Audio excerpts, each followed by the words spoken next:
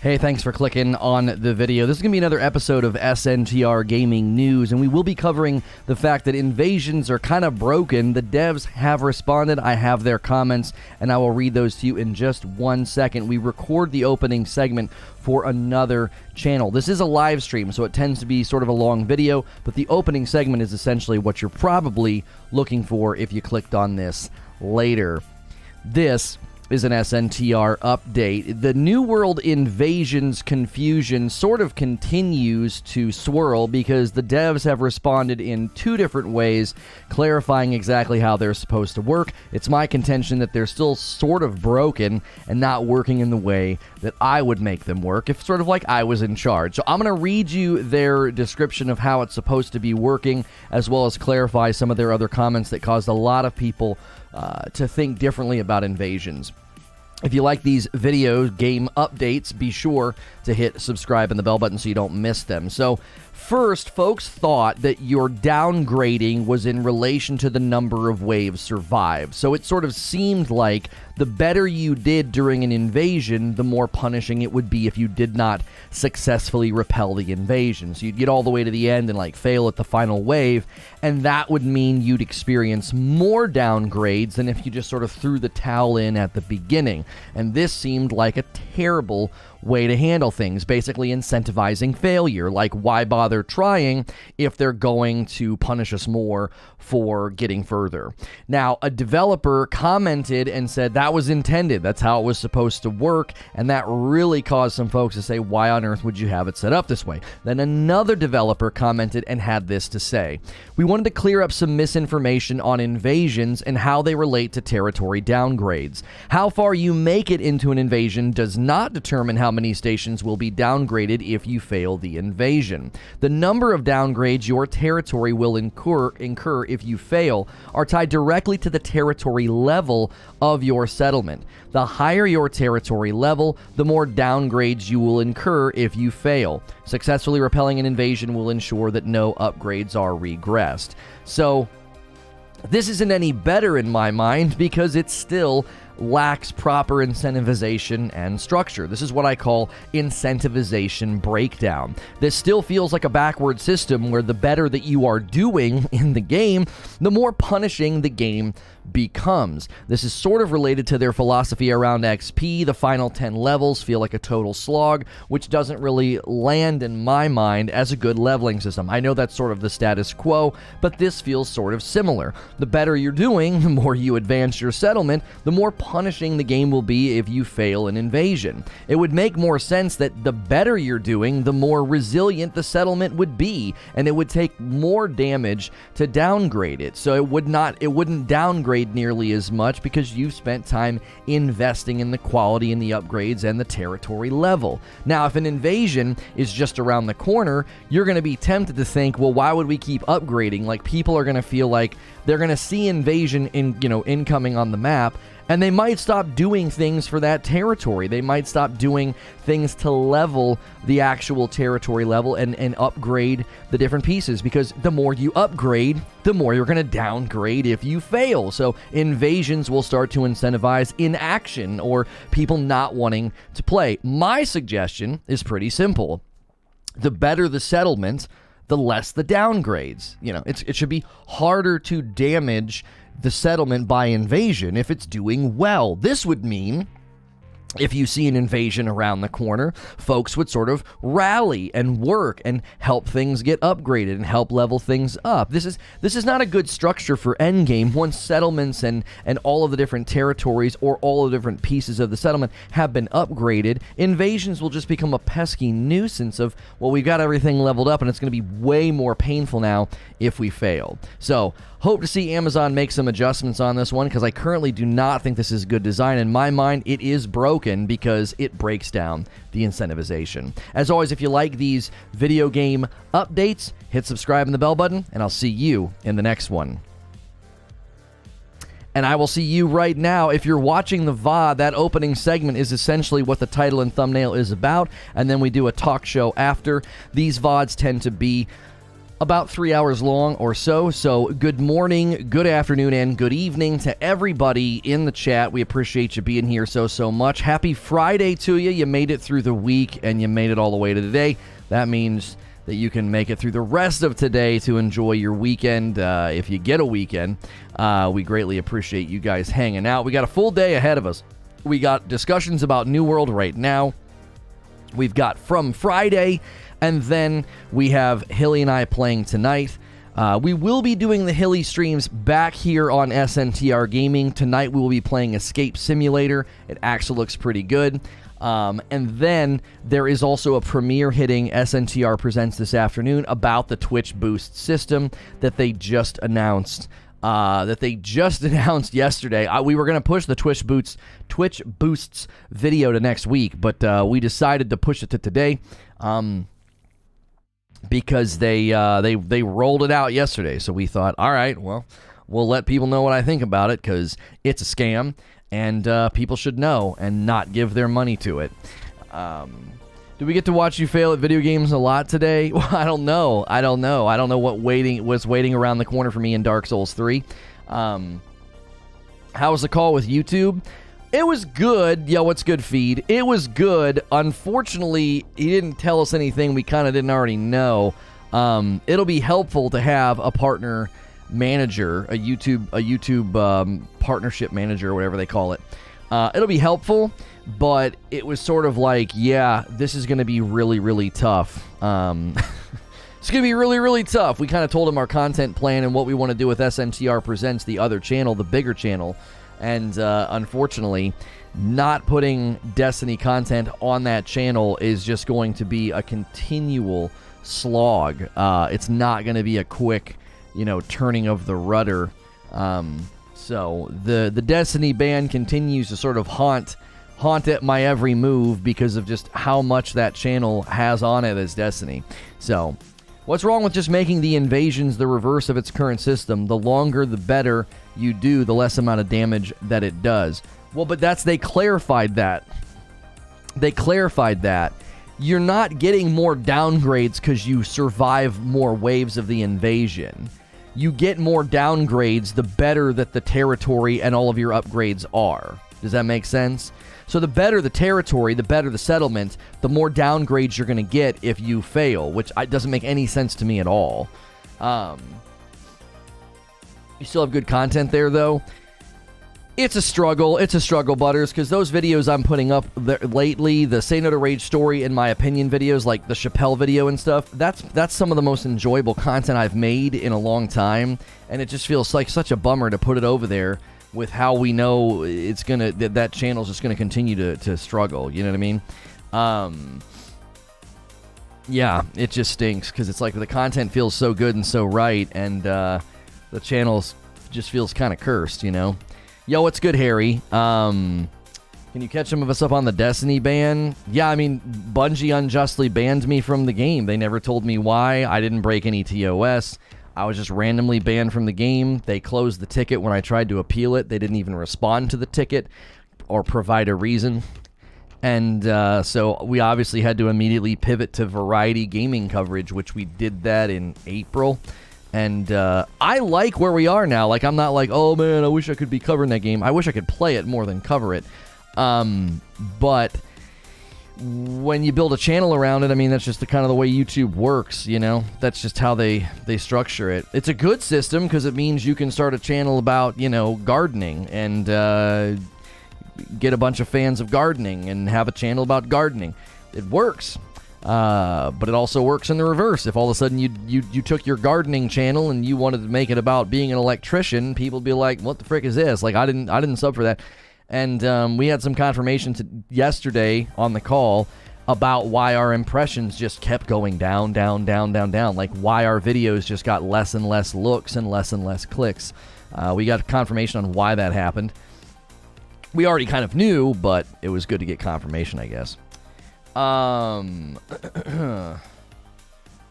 Only thing we got from them was a tweet saying we don't ban for no reason.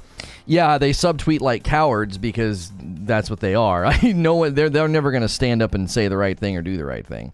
So I'm not supposed to use labels anymore, so so maybe they're not cowards, but it's cowardice, I would say, to subtweet instead of facing it face on and telling the public what your reasoning was, because we would all love to know.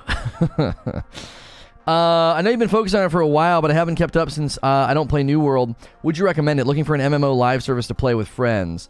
For the money, I think this game is an absolute steal. It's $40. There's no sub fee. The microtransactions are very reasonable. They're just cosmetics, and you can look pretty dope in the game even if you don't spend a dime.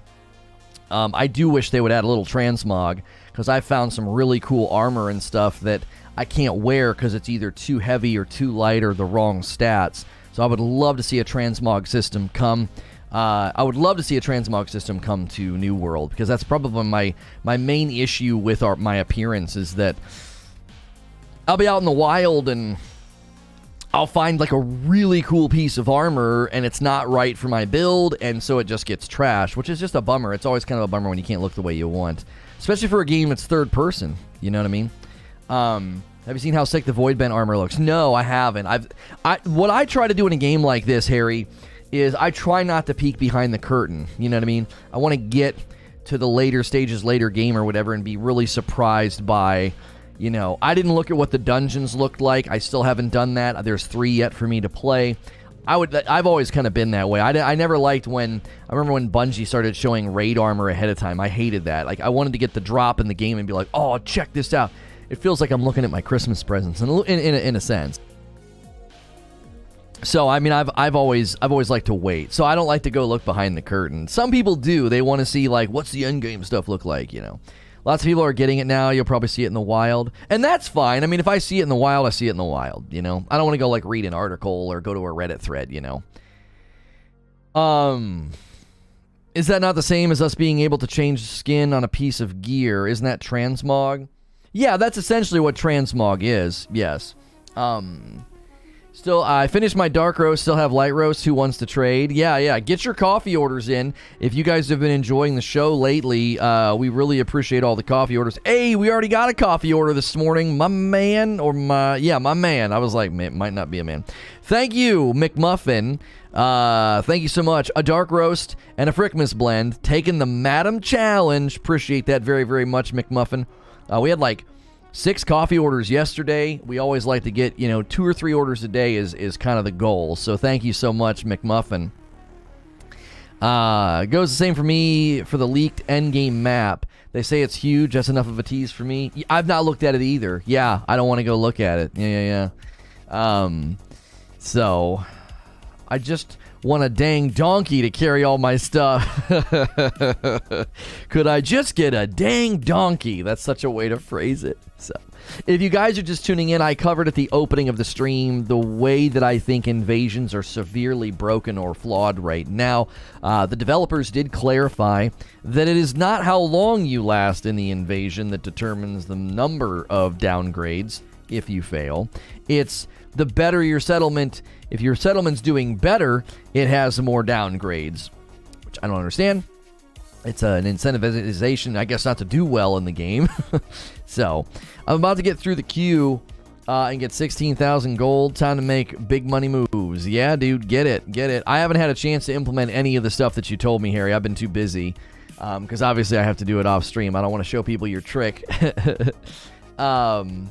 Been wanting to try the Frickmas blend. Yeah, thank you, McMuffin. Thank you. The Madam Challenge is a real challenge. I don't know. I think she may have landed on preferring the Frickmas blend, which I'm drinking that right now.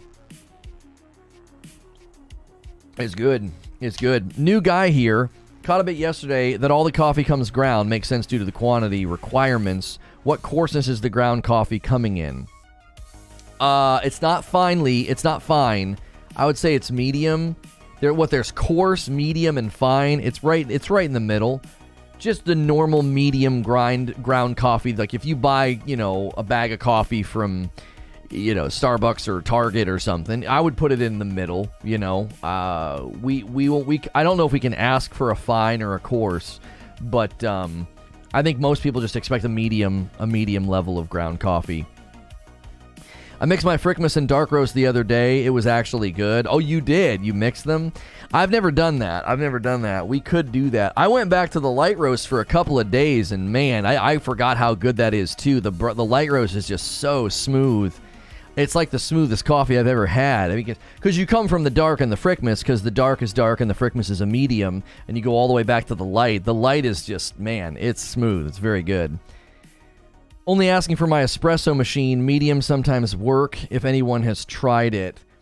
Yeah, I don't know. I think Paul was talking about this in the Discord the other day about how espresso machines require fine, or some machines require fine. I wanted to ask which coffee maker you use. I need to get a new one. My Keurig Mini is doo-doo now. I just have like a real generic small, I don't even know what the brand is, like Coffee Mate or whatever. I mean, it's not that great. It's got like the little digital clock so you can schedule it when to brew. You know what I mean? Is there any reason to succeed? Is there a risk-reward element? Say you risk doing well, but failing in exchange for some really good stuff. Well, at this point, the way it seems weird to me, Eugene, is if you're leveling your settlement and you're leveling your little stations and stuff, the better that all of those have been leveled, the worse the damage is if you fail. So, I don't know. What do you get if you successfully pull off an invasion? I thought people were saying that no one had done that yet. I don't know if that's true. That seems insane to me. If Harry's here, he would probably be able to provide us with an answer. He's done a lot of the endgame stuff as far as I know. I just have a Black & Decker drip coffee, $20 at Target. Yeah, most of your run-of-the-mill drip coffee makers are going to be just fine. You know what I mean? Harry says no one has done it. You get a tier 5 loot chest. So it is true that nobody has done it. People in our server beat one, says Deliverance. Okay, so it might just be rare. It might be really, really rare. Rissick25, I bought a French press maker for your coffee. It turns out really good. Oh yeah, you can just do French press. That is true. You can do French press. Who or what is being invaded? Okay, so the way that the game works is once you're in the game and you join a company. Let's say you join the company the Marauders. That's green. And they take over a territory, which means the settlement gets all of their flags everywhere and you get benefits if you're a part of the Marauders when you're there. Your taxes are lower and there's little chests around town you can grab or whatever. And as you invest in that settlement, the stations upgrade. So the cooking station goes from tier 1 to 2 to 3, etc. Now, another faction can come in and start doing PvP quests and start to change the influence. And if the influence gets changed enough, they can throw you into conflict and then declare war because they want the settlement and they want the territory. Now, I'm not sure. I think invasions happen if your territory is doing a poor job at repelling the corruption, right? So you'll see those corruptions around on the map. And if you're not repelling those and going and getting rid of them, eventually you get invaded by NPCs, basically. It's a big attack. It's a PvE event, essentially. It's essentially the PvE equivalent of a war, except that it's NPCs. And you, just like a war, can sign up to go help, okay? And if you fail to repel the invasion, which many people are failing, they get to like 7, 8, 9, I think is where a lot of the failure happens. What is it, 10 waves, I think? I think like between 6 and 8 is where most of the failure happens. And like people barely make it to 9 or 10. And then a lot of folks have made it to 10, and then it just gets too hard and they fail or whatever. And the dilemma that had come up was people started to say, well, now wait a minute. It seems like the longer we last, the more damage we incur, so we should just throw the towel in at the beginning. They're so incredibly hard to beat, and it's so rare for people to beat them. Why would we waste our time getting to wave 7 and 8 just to have more damage incurred, right? Well, the devs came out and clarified. Well, they didn't clarify. They made it more confusing because they said, oh, yeah, that's by design. That's how it's supposed to work. And then people were like, that's the stupidest thing I've ever heard. Like, I mean, at some level, if that's how it would have worked, I get it. Like, the longer you're in battle, the more damage that, is taking place, right? If the battle's over very quickly, then whatever. But, it's a video game, and the logistics of that just seemed incredibly stupid. So then the devs came out again to say, actually, no, let's clear up the misinformation here. It's not how long you're in the invasion or how long the invasion lasts that determines how much damage is done. It's how many upgrades have you done? The more upgrades, the better the settlement, the better the territory ranking, the more damage you'll incur, which also, as I said this morning, seems like an incredibly stupid system, because it's like you're being punished for doing all the things that you're supposed to do. You're supposed to be leveling up the tables and the sections and the workstations. You're supposed to be doing, things for the territory and things for the settlement. You're supposed to be doing that. And so, again, I get the logistics of it of like, well, if you've done more, it's going to incur more damage. I actually think it should work the other way. If I have a cook station at tier 5, it should take less damage because it's more reinforced. It's not just a little cook fire with the pot over it anymore. It's a freaking building. Right? It's a building made of rocks and mortar. It's not just a little couple of twig cook fire. So, if I attack your little twig cook fire, it's going to get decimated right away. And then the stations that are made of brick, they should be more resilient. Invasions only downgrade siege tools? That's not what this says, Harry. It says, the guy that responded said, he said, the number of downgrades your territory will incur if you fail are tied directly to the territory level of your settlement. The higher your territory level, the more downgrades you will incur if you fail. It's a territory downgrade. I'm assuming that means that the everything downgrades, right? Isn't that what relates to your territory rank or or whatever? It says successfully repelling an invasion will ensure that no upgrades are regressed.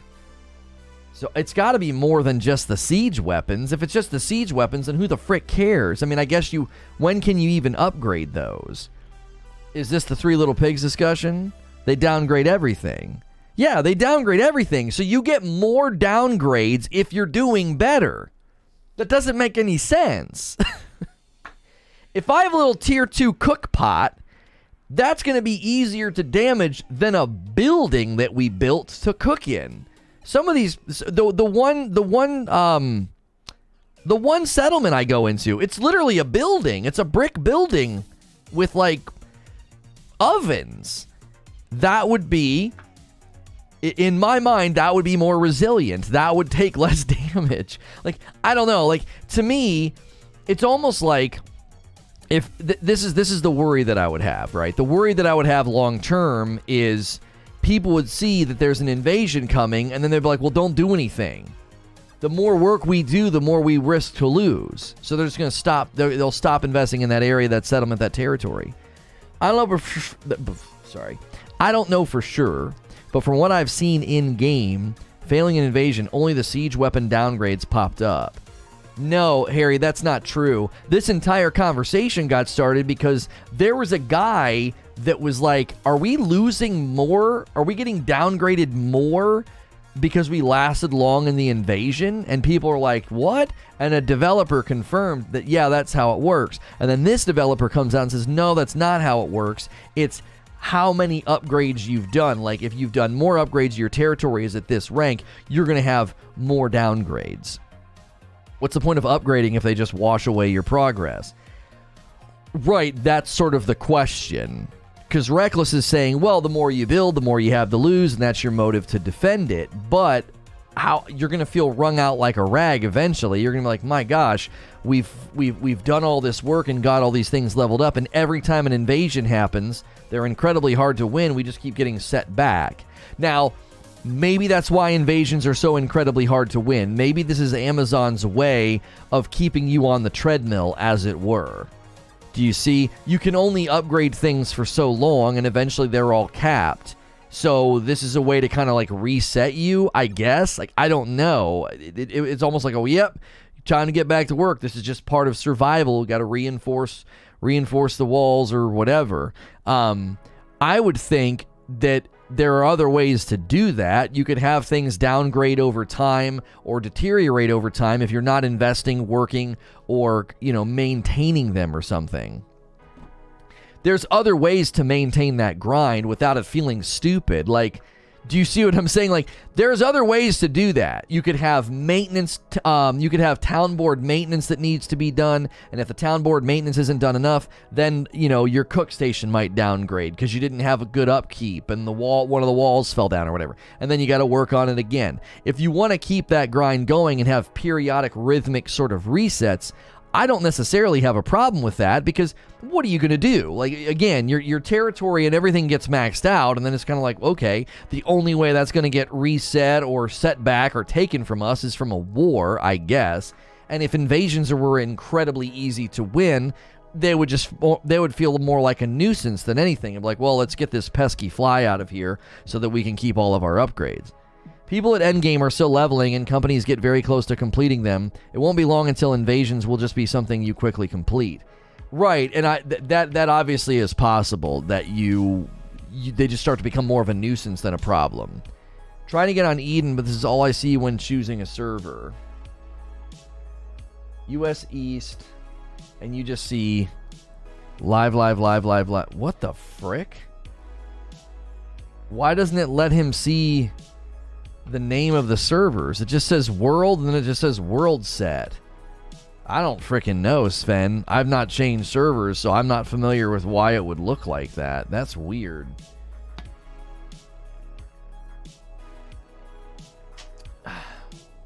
I have some bad news for you and the rest of your company on Eden. Oh no, what happened? Did we lose a bunch of did we get wiped off the map? Is the Trade House Gold situation still broken? I actually don't know. My server is called Live 10201 right now. Yeah, it seems like server names are borked. Harry is reporting that his server name is wrong. I have a game that's updating in Steam right now. We never checked it out. It's called Bless Unleashed. Apparently it's terrible. But it's updating, so I figure I'll let it update in case they ever do anything. It's ready to go. Victor says, I saw it under my character name this morning. Yeah, let me boot up the game and take a peek here. It might just be a problem. Early in the morning, Sven, some stuff doesn't work right. Like, I'll try to pull up my achievements and it just won't work right. So, guys, if you're enjoying the stream, there's a variety of ways to support the stream. The easiest way is to hit subscribe. Make sure your bell button's set to all, and then hit the like button. We just got 100 likes. It'd be amazing to get 200. So if you haven't done your morning ritual of saying good morning and hitting the like button, even if you're a lurker, saying good morning in the chat's awesome and helpful, and it kind of moves things along. And we appreciate you being here, supporting the stream. Don't forget, there's direct ways to support. The shirt I'm wearing is from 80s Tees, if you're a fan of Karate Kid or Cobra Kai. And then we have the disc plates in the background, all the commands that run down in the corner here. You can use those commands in chat. Those are great ways to support. Anytime you're going to order anything from Amazon, be sure to use my Amazon affiliate link. That's a real easy way to support, because if you're already spending money on Amazon, just use my link first.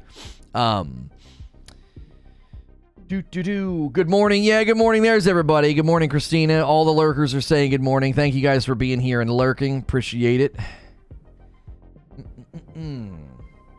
Ryan Wyatt just tweeted. You talking about Fwiz?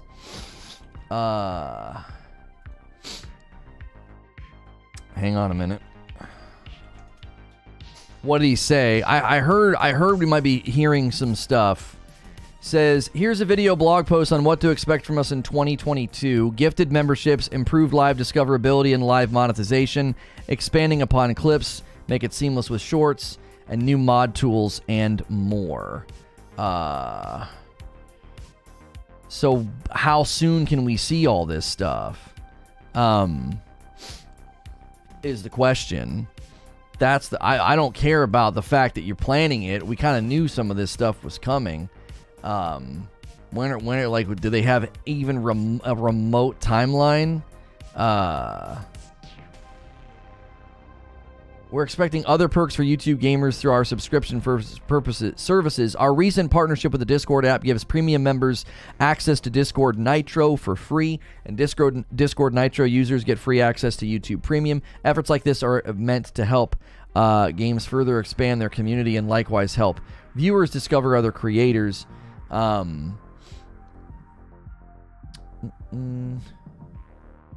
Oh, right here it says, we're currently working on upcoming products and features to meet these demands, including gifted memberships, as well as live redirect for gaming, which will let you seamlessly send your viewers directly to another live stream once yours ends. Well, that's fantastic. Thank you, Deadly Dad Gaming, for a 5 spot. So... man, I hope this stuff comes sooner than later. It's a bit of a bummer that it's all coming in 2022. You know. Clips in the shorts feed will be dope. Yeah, that'll help with discoverability for sure when funny things happen, as long as it's a good clip. Thank you for the 5 spot, Deadly Dad Gaming. Says, read my comment about it. There are win at all costs type company, and we'll use all X. Hang on. Yeah, bad news for my server. The big company from our server who's on Tritonis, and they have 400 plus members, has decided to chase the Syndicate guys to your server. They're called PAX, and they're a disease of a company. They're a win-at-all-cost type company, and they will use all exploits in the game to win. Oh, so they're coming to our server? Wonderful. Yeah, my server says that... Here, I'll show you. Yeah, my server's glitched too. It says live... 2051 is what mine says right now. So, yeah, there's clearly something going on with server names. Came across your show last week. I love it. I work night shift, and it comes on at 5 a.m. my time. Perfect timing. Oh, thank you, Aaron. I appreciate that. They already came. Oh, they're cheaters? Man.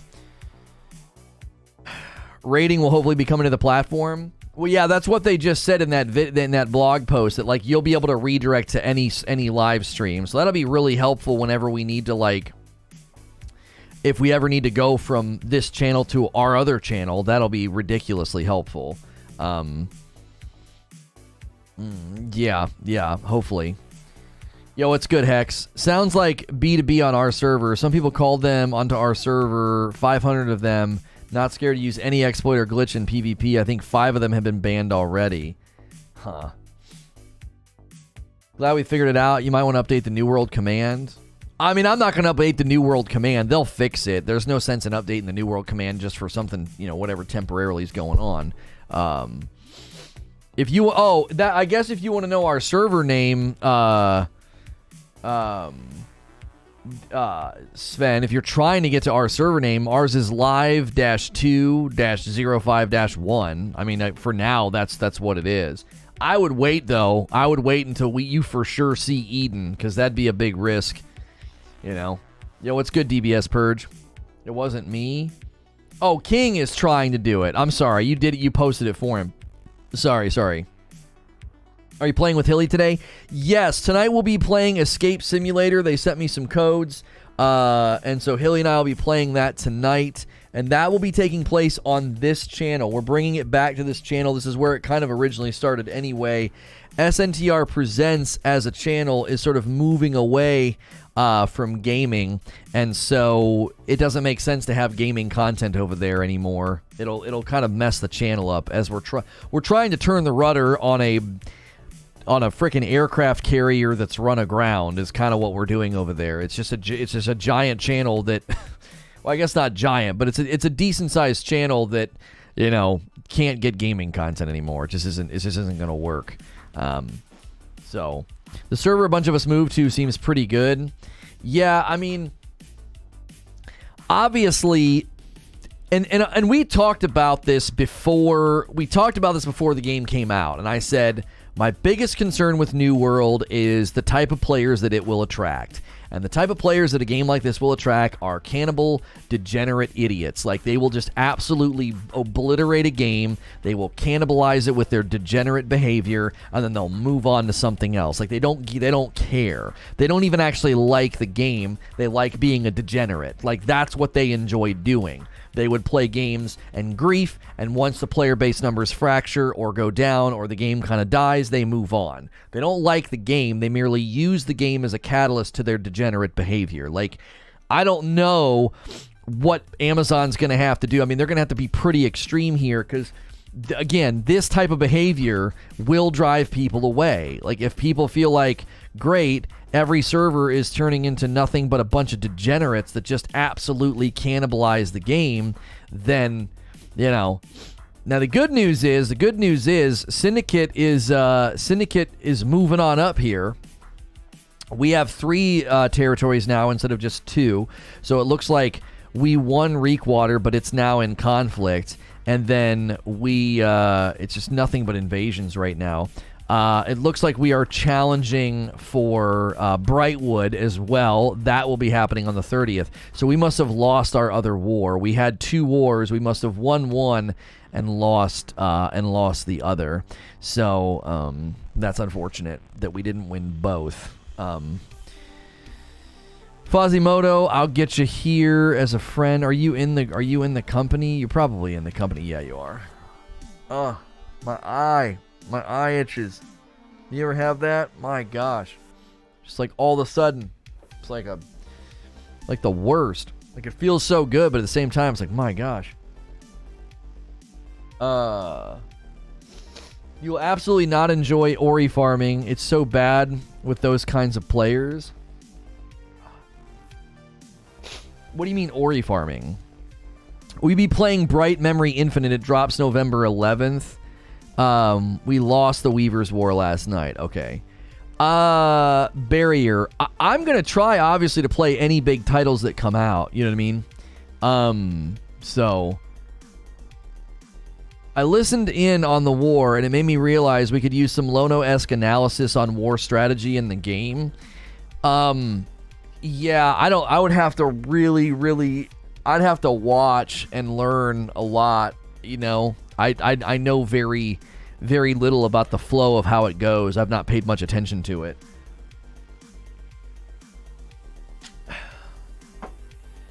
We put our best players in the fight for Reekwater, and we didn't focus on Weavers. I mean, obviously, there's a strategy there, right? If you throw 2 places into conflict and throw them both into war, and they're both owned by the same faction, that would help, right? That would help you because you're going to thin them out too. It's almost a guaranteed that you'll win one of them, right? You'd put 2 into conflict and 2 into war, and you're probably guaranteed to get one of them because they're going to be in the same scenario. They can only put their best players in one spot. You would hope, right?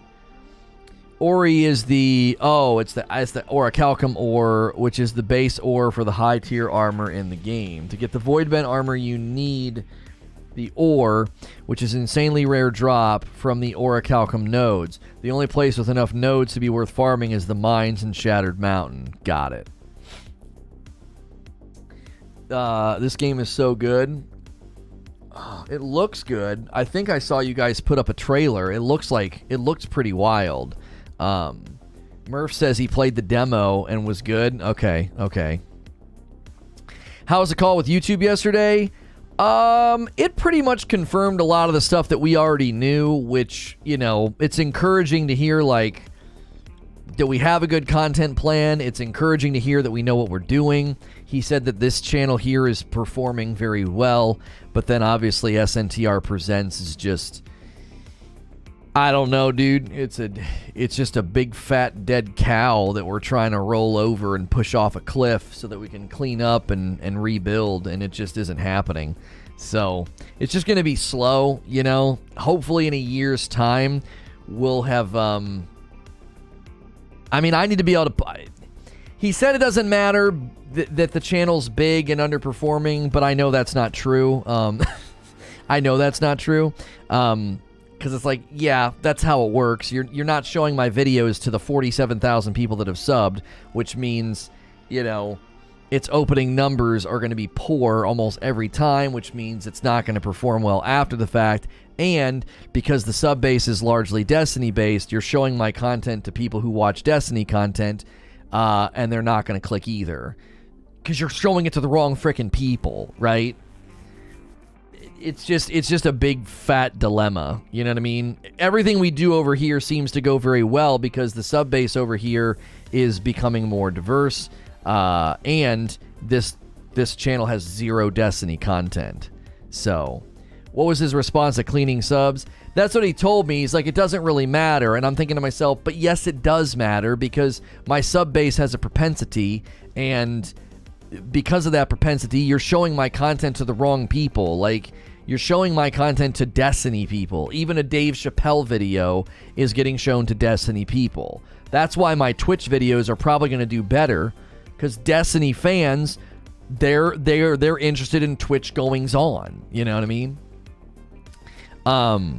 They notice enough to assign you a partner manager. Well, I mean, and I appreciate that. I do, but there's no tool. There's no tools. He doesn't really have any tools to help us do what we need to do. All he did was confirm the reality that we already knew, and he confirmed that. It's going to be a while. Like, it's not going to be fast. So it presents effectively starting over from scratch, but with a base of 40k some odd subs. Yeah, and those 40k odd subs are affecting its recommend. Like, if we could start over fresh, we would, but we can't because the channel has a membership base and it supports the family. Like, does that make sense? Does that make sense? It's like, if we could push a button, if I could push a button and slide all those members over here and let them keep the proper badge, like if they were able to retain the red hair, if that's what they wanted. If I could push a button and do that, I'd detonate that channel in a heartbeat. You know what I mean? I would detonate that channel in a heartbeat. I'd be like, bye, but I can't do that. So I have to keep feeding it, right? Because it's good for the business. I can't just kick presents. I can't just do that. Like, over here is great. We're doing great over here. But you gotta understand, this is a much smaller channel, and we got about 300 members, and there's like 550 over there. So we have to continue to feed that channel. I'm loving telling the Say No to Rage story. I'm really enjoying it. I'm really enjoying my opinion content. I just wish we could push the reset button on the channel and just get rid of every single person that's subbed that is basically a Destiny-only person. They're killing the channel and they don't even know it. They don't even see my videos anymore. Do you know what I'm saying? Like, they don't even see my videos anymore. That's why our impressions went down. Instead of getting 150,000 impressions per video, we started getting like 40 or 50,000 impressions. I get that over here on a 7K channel, because we're covering relevant topics and it's shoving us into suggest and search funnels. So that's why we just kept plummeting, because the Destiny only people, they go 1 or 2 months never clicking on my content. Eventually YouTube just stops showing it to them. So every video starts really, really slow. Nobody would be upset about their red hair toaster, but if I moved them over here, if I could push a button to move them over here, some people would be like, hey man, I just got my 12-month badge, bro. I don't want a joystick. What? Like, there's, you know, people like that. That's a sense of pride, you know, and it shows how long you've supported the channel. So I would want to honor that for people. Like, hey man, because the people that have red badges over there, man, they were there at day 1 when we came over to YouTube and had to like rebuild. And they've hung with me, you know. I want people to be able to show that off.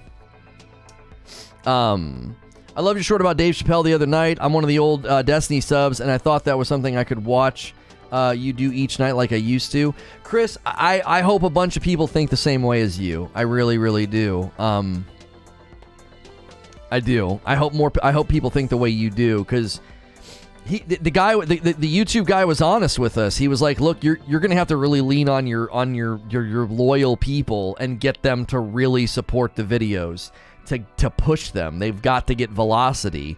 They're not going to get velocity because you know, most of your subs aren't clicking. And he said generally channels that succeed or even pivot have to center around one thing. He's like, if you're doing a variety of topics, you know, whether it's telling your story or talking about Twitch or Dave Chappelle, he's like, generally, he's like, what you want to look at is how are people responding to the content and what are they saying, and then you try to drill down on a particular thing. And so he was throwing out like game ideas and stuff. He's like, what about Halo? Blah blah blah. He's like, you know, New World's great. He's like, but if New World starts to, you know, to peter out, then what are you gonna do? I've watched the new videos a few times each. I mean, I appreciate that. I really, really do. Sharing them, you know, if you guys are in forums or communities or places on Reddit or whatever that you think you want to share them in relevant places. Don't just like spam your friends. So he was helpful, he was honest, but he didn't really tell us anything we didn't already know. It was like, dadgummit, we kind of knew all this. We were hoping you'd be able to, like, you know, yeah, I don't know, give advice, give insight, push a button, like, you know, because he told me, he's like, making content there, it's not a waste of time. He's like, it might feel like it's a waste of time if you don't feel like it's performing well. He's like, but it's not a waste of time. He's like, the channel's maintaining members, which is revenue for the business. He was like, so it's not a waste of time. He's like, if you just totally stopped giving this channel content, he was like, that would be a mistake. So apparently, some of the features that are coming down the road, we've heard rumors that they're going to allow you to kind of like push all your channels into one channel and have like sub channels. If we were able to do that, and then I could suddenly say, if you're a Presents member, you're going to have benefits and emotes or whatever on the gaming channel, then we could think about just totally abandoning Presents, because those people would continue to be able to support and get the benefits of their support without, you know, because he was like, oh, you could do members only content. Members only content tends to retain members or drive new members. I'm like, but if we do members only content, people are going to feel like we're forcing them to double dip. There's about 300 people that left Presents and came over here, roughly. 200 to 300 people ended a membership on Presents and started a membership over here. I said, so if I start doing members-only content over there, that's going to make people feel a certain kind of way. They're going to be like, wait a minute, I moved my membership so I can't see the members-only content? You see what I'm saying? So it's complicated. It's extremely complicated, and it's frustrating at the same time. It's like, golly frick, you know, like all this over nothing, right? Like all this pain and heartache and struggle over nothing. And they could, you know, they could have pushed a button, or they could push a button right now and fix it, and they won't, you know. Yeah, gifted subs, but that's all. They're saying all that's coming next year, so you know, it'd be great to have that for the holidays, because usually holidays is when, you know, a lot of the YouTube stuff goes up. But they're slow moving. They just put out a blog post literally 18 minutes ago about gifted subs and new stuff for gaming. They want to make live discoverability and monetization better, so they're leaning in on live streams. They said over the next 5 years they think live streamers are going to be incredibly important for gaming and game development and stuff. So, you know. Yeah, so a network, exactly. I mean, I'm encouraged. I went away from the conversation mostly encouraged that, like, this channel is doing very well. It's doing what we want it to do, right? This channel is doing what we want it to do. And that's encouraging. The discouraging thing is I have a channel, you know, kissing 50,000 subs, almost a 50,000 sub channel that is basically just a big stubborn mule that it gets the job done, so we have to keep riding it. You know what I mean? I wonder if they'll launch in Jan to combat the fact it was a slow... Yeah, maybe they'll launch it in January, yeah. Celebrate the new year or something. They might start letting premium members test it early. Yeah, I don't know. So, we walked away encouraged. We have some other content plans and some other content ideas. And obviously a lot of what he said resonated with some of the stuff we think we could do and do well and grow and be successful in. I just have to find time. There's a whole content idea that I have, and I know I'm biased, but I think it's a very smart idea. I think it's a very relevant and current idea that would perform very well and do very well. But it would be a huge time investment in addition to everything else that I'm doing. So just trying to navigate that. We had a good therapy session last night where it was, I feel work-life balance is in a good place. So I don't want to like throw it out of whack, but at the same time, it's like, dadgummit, we gotta work, we gotta grind. Duh. I've already asked about it. I can't support 2 channels, so maybe it's better to move my sub to this channel to boost. To me, it honestly doesn't matter to me where your membership is. It doesn't.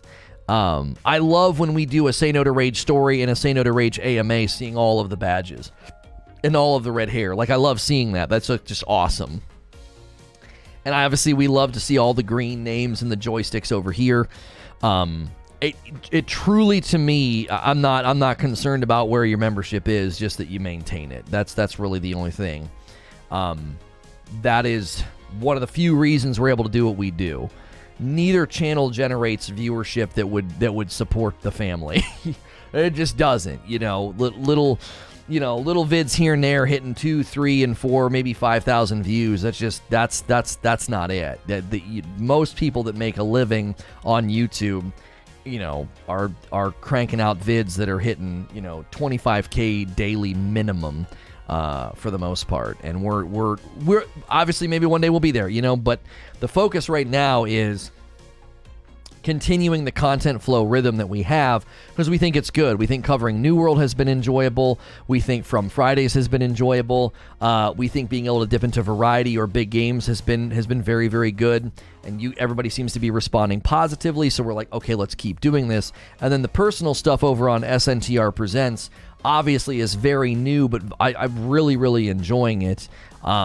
Just disappointed that there's not something we can do to fix that channel any faster, Will they be doing stuff to improve discoverability so you don't need to invest in so much time in thumbnails? I don't invest a lot of time in thumbnails anymore. I have a pretty straightforward, I have a template that I use. I adjust the colors and the words and the background image. I mean, it probably takes me 25 minutes maybe to make my thumbs. We used to put a lot more work into them, but I think we've got a really, really good thumb setup that we use, pretty common. Did he mention anything about YouTube Gaming? He did tell us that thing that Fwiz just tweeted, that, about here's everything coming in 2022. He did tell us that blog was coming, that like they're going to outline their plan for 2022 or whatever with all the features they want to add. I'm a little disappointed that we basically went this entire year with virtually nothing. They did virtually nothing for streaming and monetization. A lot of the whispers in the wind about this stuff we were hearing in January, thinking, oh man, this is going to be a big year. And sadly, it got bumped to next. Now, in a form of serendipity, it's probably good that it all got pushed to next year, because we had no idea that we were going to get, banned from Destiny. So a lot of our hopes about them adding those features and doing different things, a lot of that was based off of obviously our plan to really ride Destiny and primarily be a Destiny channel still. So now that that's not a thing, and now that we have a very good content plan and structure and idea in mind of like what we want to do, any of those features they add will probably land better. So it's actually probably to our good that they completely, kicked the ball into next year and did virtually nothing this year other than buy, Tim the Tat Man, and, they did a couple of things. I forget, they did like a couple of things, nothing major. Like you can celebrate your memberships now, and they don't even put that front and center. You got to click the little dollar sign, and it says you can celebrate your membership like once a month. But they don't really show you that. It's like, it's not front and center, and it should be. It should be. Listen to the Rogan episode with Bridget. They talk about YouTube throttling channels. No, that's not what's going on, Dan. They don't assign a partner manager to a channel that's being throttled. They're not throttling. Oh yeah, they brought clips. That's right. They did. They brought clips. That was That was obviously nice. I don't think we've used it enough. It's tough. It's tough. I don't think it's not a smooth process. Clipping's not a smooth process. It really yanks the viewer out of the experience. You know what I mean? Any ideas on the SNTR update or the clip-based content could be used for TikTok and Insta to drive your brand? We've tried that. It doesn't really work all that well. 2 months from Deadly Dad Gaming. Wow, I didn't even know this existed. Yeah, they don't put it front and center. It should be front and center. Anytime you're up for renewal or have renewed, that thing should be front and center. So yeah. Asian Atwood's asking for 200 likes. So yeah. But if you missed my commentary this morning on New World Invasions, it is at the beginning of the stream. And basically, the way that it works, the more upgraded your territory, the better your territory and settlement is doing, the more downgrades you're going to experience if you lose the invasion. And I argued that should be the opposite, is that, the better that you're doing, the more resilient it should be to damage, and you should get less downgrades. But we'll see if they decide to take a peek at it. They may have it set for what they know is coming. Like, once invasions become easier to repel, maybe they think that's a legitimate punishment. Like, fast forward, a month or something. I don't know. 2 months from Nova. 2 months, man. I've been here for 5 years. Quit sunsetting my badges. Yeah, sorry. Yeah. Ooh. I was trying to get a good neck pop, and we didn't. Better integration with shorts is a quality of life improvement. I mean, but it's not. I mean, we don't even know what that's going to look like, though. Better integration with shorts. I mean, I don't give a. To be quite honest, I don't give a crap about shorts. Shorts is just going to become TikTok light. Is all it's going to become. It's just going to become booty shaking. That's all that content's going to turn into. Vine was hilarious. There's some very clever people out there that make really great content in that venue. But that venue is always going to descend into booty shaking. It already has. Like, every time I've opened up YouTube and seen the shorts shelf, like, of all the stuff on the short shelf, that's all it is. It looks like TikTok now. That's as soon as something like that lands, that short form content that's like really, really, clickable, it immediately turns into that. The booty shakers show up and completely overtake it, and then it becomes worthless. It's just like, that's not even content worth watching. That's nothing. It's not. There's no humor in it. There's no creativity in it. It's just, here, I'm gonna set my phone up and dance, and you can look at my body like that. I don't understand why that trend. I think it started with TikTok because of the dance challenges, but now, like, that's all the platform is, and then that's all shorts are going to become over here. So I'm not putting a lot of stock in shorts on YouTube. I think it's a short road. I think it's a really short road. It's just going to turn into that, which, when it turns into that, I think a lot of the bigger content creators will just ignore it. You'll have guys like Doc and guys like Tim have their editors throwing shorts out. But other than that, I just think that's all it will become. Now, the good news for YouTube is if they can properly monetize it, it'll make a bunch of money for YouTube, and it'll make a bunch of money for those people, but it won't be a good funnel for content or exposure or discoverability for somebody like me who's making content of substance, right?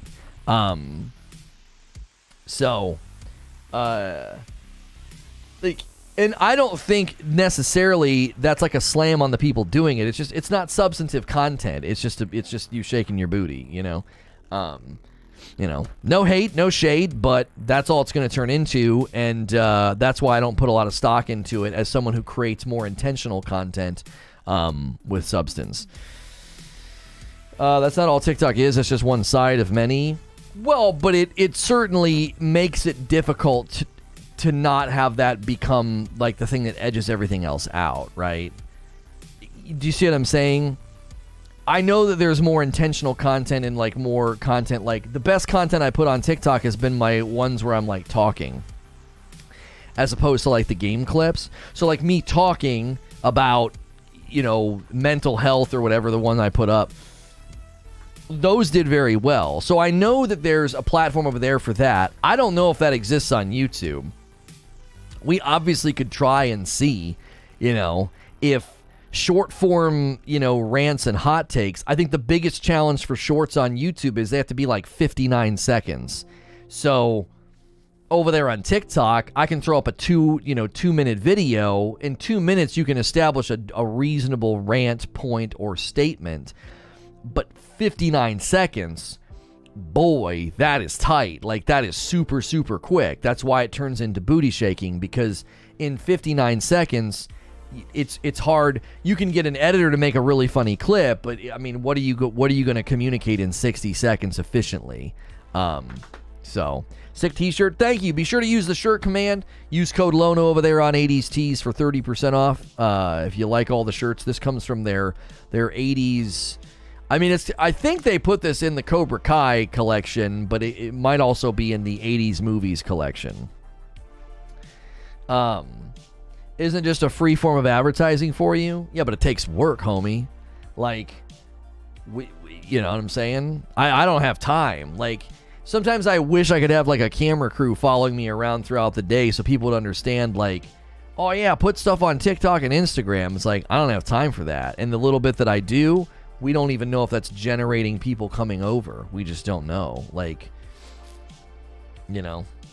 it's not necessarily. Now, we could be super intentional and like, I mean, there's room for this, right? You could be super intentional and you could put up a video that doesn't let you hear the entire argument. It would just be like me kind of ranting, and then you would fade it and interrupt me and say, watch the entire video at SNTR Presents, or watch live at SNTR Gaming, or whatever. And hope to maybe kind of like rope people in that way. But even then, the challenge there is you have to have somebody finding those clips and finding that sweet spot. It just isn't easy. Like, a really funny clip in a video game is super easy. Something funny happens, chat goes wild and laughs, somebody clips it, right? That's like a super easy repurpose funnel. But what I do, it's a lot more difficult, I think, for somebody to be like, oh man, that was a really great point. That would make a great clip. That would make a great TikTok. You know what I mean? Now, we could start to curate that and tell people, if Lono goes on a rant, clip it. And we could just start to comb through and try and find the ones that we think are good. Like, you guys could put them in the Discord. Maybe I need to try to foster that. Like, hey, man, if I go on a rant, you guys should clip it, especially during the telling of the Say No to Rage story. I've had some pretty bangers some pretty good bangers in there. I went back and re-listened to it myself, and that's where some of those clips on Twitter came from. Don't need a camera crew, just a GoPro. Right, just to show folks, man, it's tough to carve out any time. At all. My biggest thing right now is I have about like 8 project ideas that I think would be really, really good, but I just don't have time for them. That's the other real challenge, is it's like, high frequency, low impact engagements seem worthless to you. Wait, are you saying you think they're worthless, or are you saying that I'm looking at them as if they're worthless? Did the YouTube Red talk about the top chat feature? No. Hopefully, with the YouTube features they just announced, they'll revamp chat. That would be nice. I don't even clip it if I rant. What makes you think I would remember when you do? Right. I'm not saying that like I need people to do it. It's just, if we knew we were trying to get those kind of clips, we could just ask people. There would be, there's always a lot of people watching, so we could say, hey, if he goes on a rant, you think that, and I tend to agree. It's just,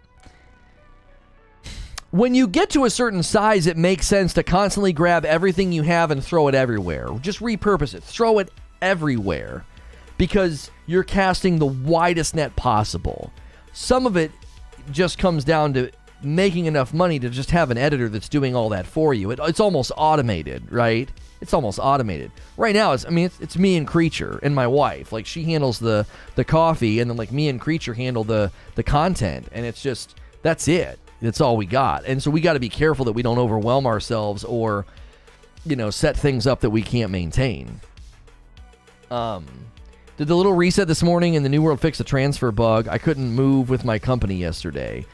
Well, the server names aren't showing up right, and I don't know if they fixed the transfer bug.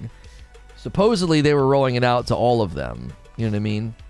They rolled it out yesterday, and then in the afternoon, it was supposed to roll out to everybody. 5 months at Tier 3. Cy Fireman says off topic, with the Wheel of Time show in 3 weeks, trailers look pretty good. I hope it does well. I hope it does well. I really, really do. Just what the heck's going on? I don't know. I think people can still transfer, but now the server names are jacked up, so no one knows what the server names are.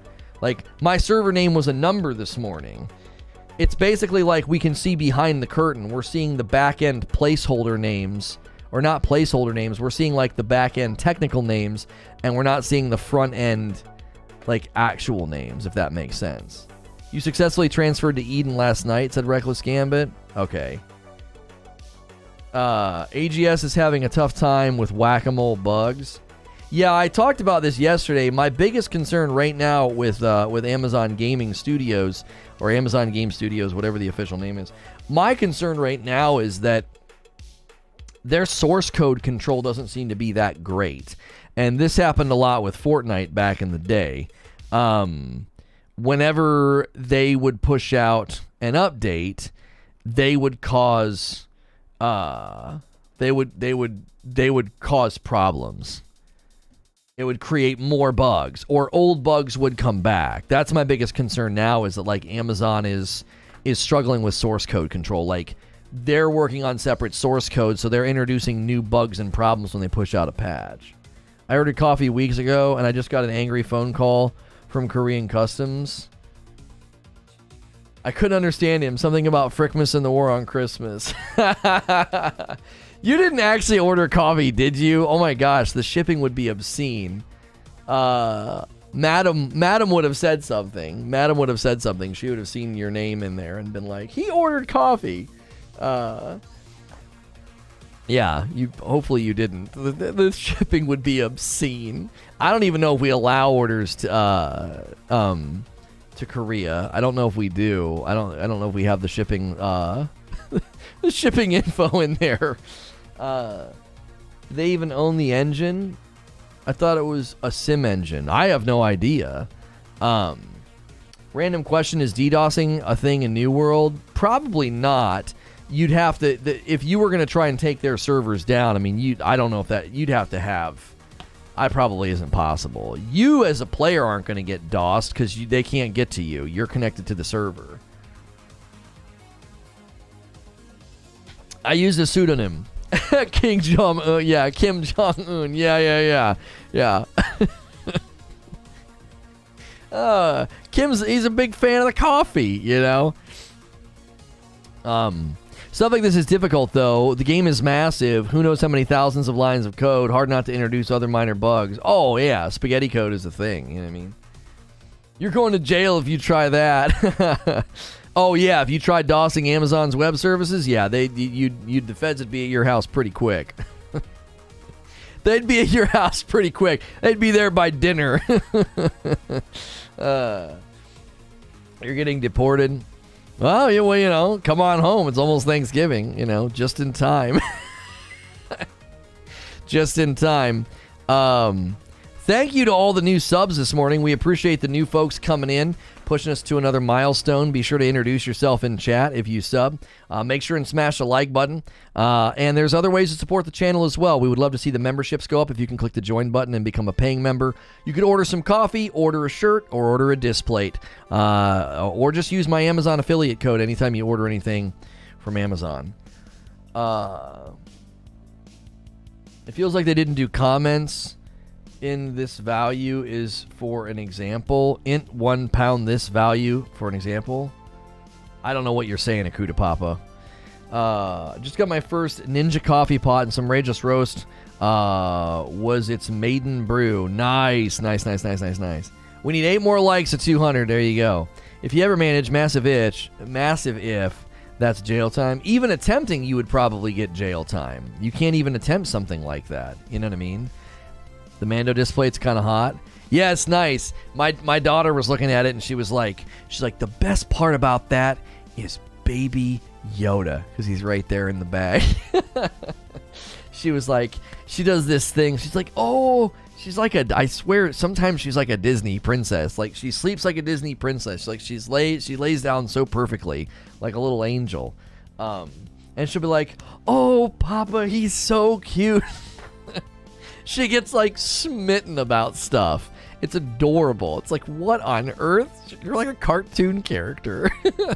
I would never tell her that. I love it. I love it too much to spoil it. I don't want her to know how cute it is, because then she would stop doing it. She would stop doing it. So I had to get her phone, or she doesn't have a phone. She has an inactive phone that she listens to audiobooks on with the Libby app, which, if you have a library card or don't have a library card, get a library card, and then you connect it with an app called Libby, and dude, it's phenomenal for audiobooks for your kids. It is wonderful. I mean, there's just a friggin' army of books out there. It's great. It's great.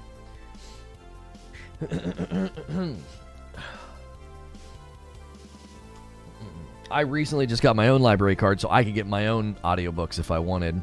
And then I think my wife put a bunch of books on Audible for me, like as a wish list for my birthday or whatever. She would just learn to manipulate you with those interactions. Oh, she already knows. She knows. My wife calls me the sucker. I'm the sucker. I am, dude. I give in. Now sometimes I'll get irritated. I'll be like, you're trying to manipulate me right now. I'll call her on it sometimes. I'm like, that's enough of that, But other times, I'm a total sucker. I'm a total sucker, man.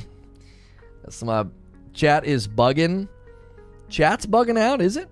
I got Apple Plus, and it gets you books and stuff. Oh, nice. That's a good idea. I want to read the Dune books. Just saw it in theaters. It was epic. It keeps clearing out my text. Huh. Yeah, try that. Just go to your local library, get a library card, and then download Libby and just see. I mean, they might not even have the audio versions, but they might have the digital versions, and then you can just read it, And it's free. It's free. And they'll let you, a lot of the times, renew the book, like if it's taking you too long to get through it or whatever.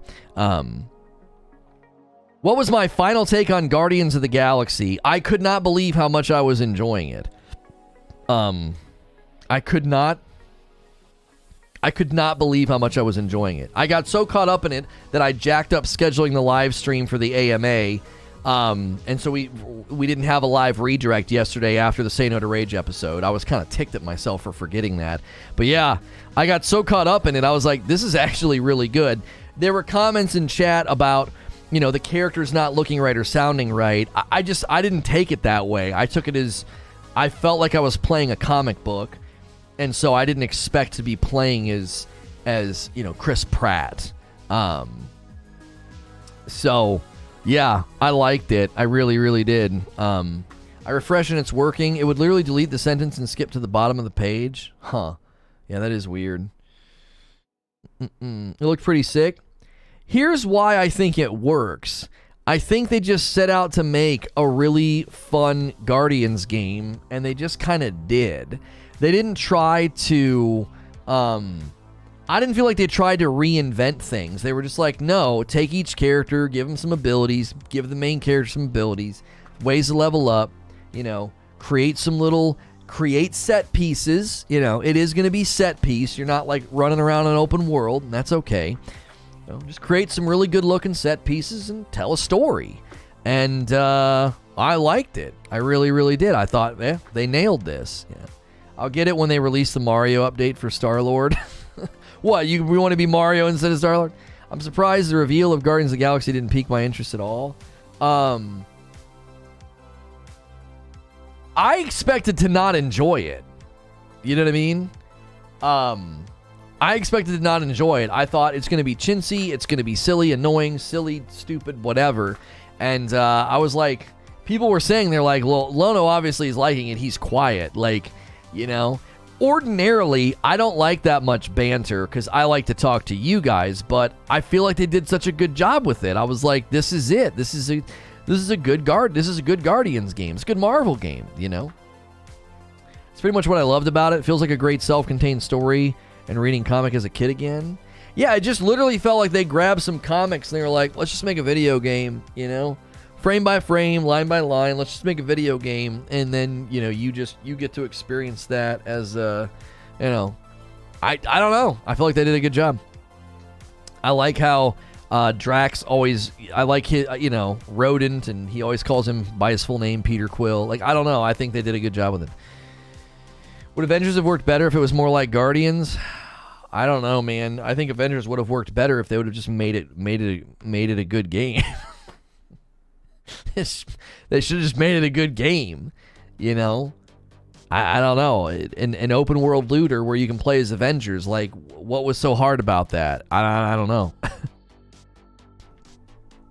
Didn't seem like that tall of an order, you know? You got easy brand loyalty and brand recognition. Like, what the frick did you do?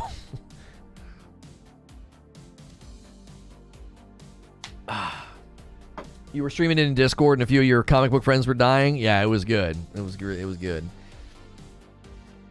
Just make a good game. It's not that hard. I don't even need a game. Like, you guys know me recently, you know. My bar is set to good. That's all I need. I just need the game to be good. Whether it's New World or Guardians of the Galaxy, or any of the titles that we played recently. I just need the game to be good. I don't need my mind to be blown. I don't need photorealistic graphics in every single game. I don't need the leaves to have dynamic textures. I just need a good game, and I'm happy. I'm happy with a good game. You know, I don't know. One of the largest failures because the IP is literally the most popular movie IP in the world, and they punted it. Yeah, it's an embarrassment. Avengers is a freaking embarrassment. It would have been like making a Star Wars game and making it bad. Like, at this point, there's no excuse for a Star Wars game being bad. You know what I'm saying? Like, what? Star Wars, Jedi Fallen Order is it's actually a great game. And it should have been. Like, what are you doing? What are you doing? How hard is it? You have all the money in the dadgum world. You know what I'm saying? It would be like Ford launching a brand new car, like a brand new Mustang, the brand new Ford Mustang, one of the most iconic American-made cars in existence, and it would be like them coming out with some piece of crap Mustang that barely runs. You'd be like, "What are you doing? You're Ford. This is a Mustang. How did this happen? Who did you let work on the car? Who made this?" That's what Marvel's Avengers feels like. It's like, what are you doing, man? You literally print money and you couldn't hire and work on and make an amazing video game? Here's your Mustang. It's got 2 wheels and no engine, right? Right? You'd be like, what is this? They did that in the 80s. Well, you know what I'm saying. I'm not going to sit here and act like every Mustang they've ever made was a flawless vehicle. What I'm saying is, take a successful franchise, successful business, successful recognizable brand that has tons of money, and that's what I was trying, to say. But you like the Viking game, so your judgment is suspect? My judgment is not suspect. You may have thought Valheim was stupid. Valheim is one of the most popular indie games ever made. It's insane. It's made by like 2 guys. Valheim was blasted into success. It's done very well for itself. I'm in good company liking Valheim. I'm in good company. There's a lot of people that like Valheim. But that Square that made the game, I just don't I don't know. I'm offended. I'm running a twit longer. I drive a Ford. Only boomers play Valheim. Only morons use boomers as like a pejorative. Valheim was huge on release for sure. Yeah, now I'm not going to sit here and say Valheim is a perfect game, but it's an enjoyable content loop. It's an enjoyable content loop.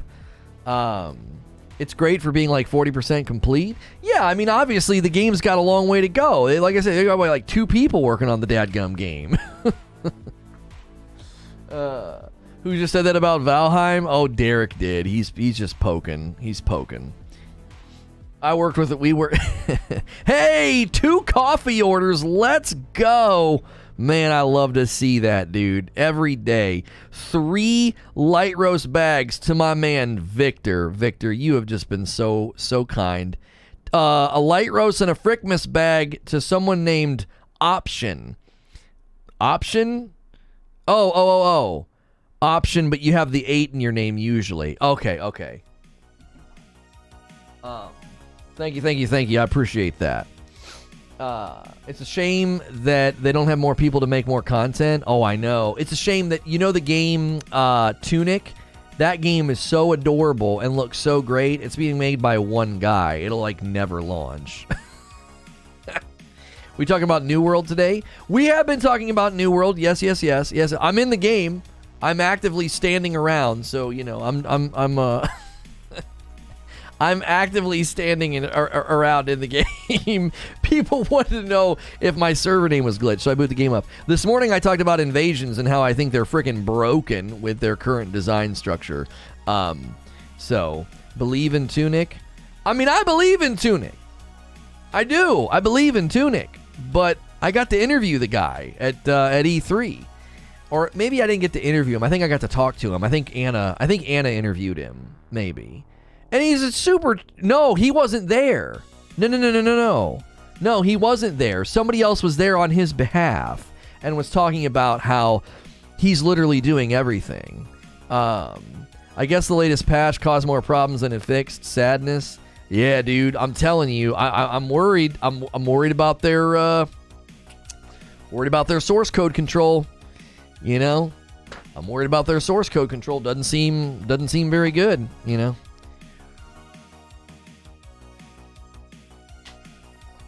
From orbit stream to standing around stream. That's right. I think the age of Braid is dead. What? What are you talking about? Just randomly saying that? I really wanted this game to do well, but holy... I'm not going to jump to that, Moosh. I'm not going to jump to that it's terrible. It's just got some rough edges. I actually think the base game, the core game, is doing very well. Let's do our daily New World Steam chart check here. 250,000 people are playing right now. Now the 24-hour peaks are going down a little bit. They went down from 400,000 24-hour peaks to 377. You know, I don't think that's alarming. I think concurrent players at 10 in the morning being at 250,000. I think that's pretty good.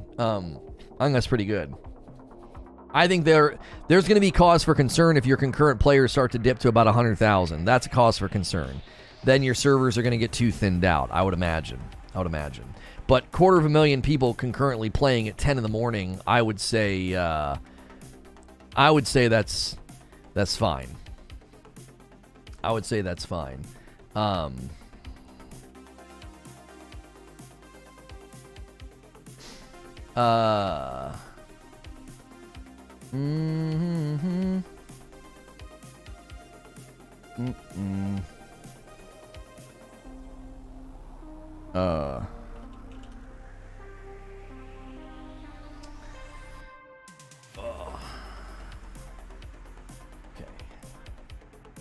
Lono nut collecting stream when?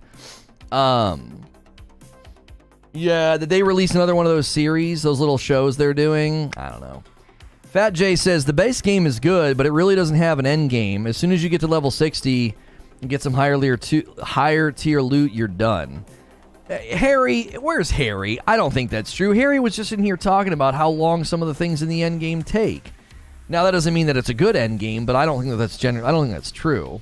Not the game being terrible, just how the launch has been terrible. No, I would even say the launch was terrible. They actually did a pretty good job. They had 700,000 people trying to play their game day one. They've done fine. They have done fine. I don't know, man. I get being frustrated with the problems. I do. I get being frustrated with the problems. But I don't know, man. I wouldn't call their launch terrible. It hasn't been perfect, but it certainly has been, I would say, a smooth launch given the demand. I don't know. It's going to keep getting worse. They're going to have to overhaul the game to fix some major issues. Better than Outriders launch. I don't know if they're going to have to overhaul the game. I don't know if that's true. I don't know how much of this is baked into the crust. It seems to me that they're having trouble with source code control, meaning they're pushing out an update with source code flaws that were already addressed. Does that make sense? So when I say source code, picture it this way. If we're all sitting at a table and we have a 4x4 Lego sheet in front of us and we're building on that Lego sheet and we all build the same foundation, okay? We all build the same foundation. And I start building on mine and I realize there are elements of the foundation that need to be fixed. And I fix that, okay? And you're building on yours and you build and ignore those flaws, okay? My version has a fixed foundation, yours doesn't. And so sometimes when patches get pushed out, they introduce flaws that weren't there because either the change they made created the flaw or the source code control is bad and the source code has something wrong in it. Something that was addressed already gets reintroduced. Does that make sense? This happened all the time in Fortnite. Yeah, we fixed the bug where your gun disappears. Cool. And then a couple of weeks later, they patch the game, and here comes back the bug of the gun disappearing. You know what I mean? Like, what the frick? How are you doing that? How are you reintroducing bugs you already fixed? How's that going on? How's that happening? So, if you're just tuning in, this is not a New World channel, but we cover New World quite a bit. Today, we're covering invasions, patches, bugs, etc. If you've got comments, questions, or ideas, or you just want to introduce yourself, be sure to hit the subscribe button and introduce yourself in chat. We also do variety gaming coverage here. So we covered this week Halo's campaign stuff. We covered Sony's State of Play that everybody thought should have been called State of Indies because it was nothing but indie games. We do From Fridays where I play through From Software games. So when this stream is done, we'll be playing Dark Souls 3. We're doing that to kind of gear up for Elden Ring. We're trying to get through Dark Souls 3 so we can play Sekiro before Elden Ring. We've heard there's more similarities between Sekiro and Elden Ring. So, I already described above what you do at level 60. Ouch. There's plenty of depth for min-maxing. Yeah, I've not heard any of the people that arrive at endgame saying that there's nothing to do. New World is great. Yes, there are problems and the devs are trying. I mean, they're replying pretty quickly, and there's plenty to do at level 60. Yeah, I think they're handling the situation well. I don't think they're not perfect, but I think they're handling the situation well. Now, my concerns about source code and reintroducing problems and bugs, I think my concerns are totally legitimate. But that doesn't mean like, oh my gosh, they're doing terrible, the game's horrible, the game needs to be completely overhauled. That just all sounds like hyperbole. That doesn't sound like it's rooted in anything. It just sounds more like It sounds, I'm not being condescending, but that sounds more like an emotional reaction than like a logical reaction. It's fine to get emotionally invested in the game. I'm emotionally invested in the game. I like the game. I want to see it be successful. But I think sometimes we see problems in a game and we get irritated and we respond in the irritation as opposed to responding in a sort of a logical measured way. Didn't they just release Outpost Rush and 65 Portals? Yeah, they did, and I don't know how much. I don't know how much is that's going to impact the end game for those people. I don't know if that's going to turn the tide for the end game people that feel bored or the people that feel there's not enough to do. if you assume this is all the game will ever be with no new content coming out, then you can say the end game is bad. That's another thing to consider.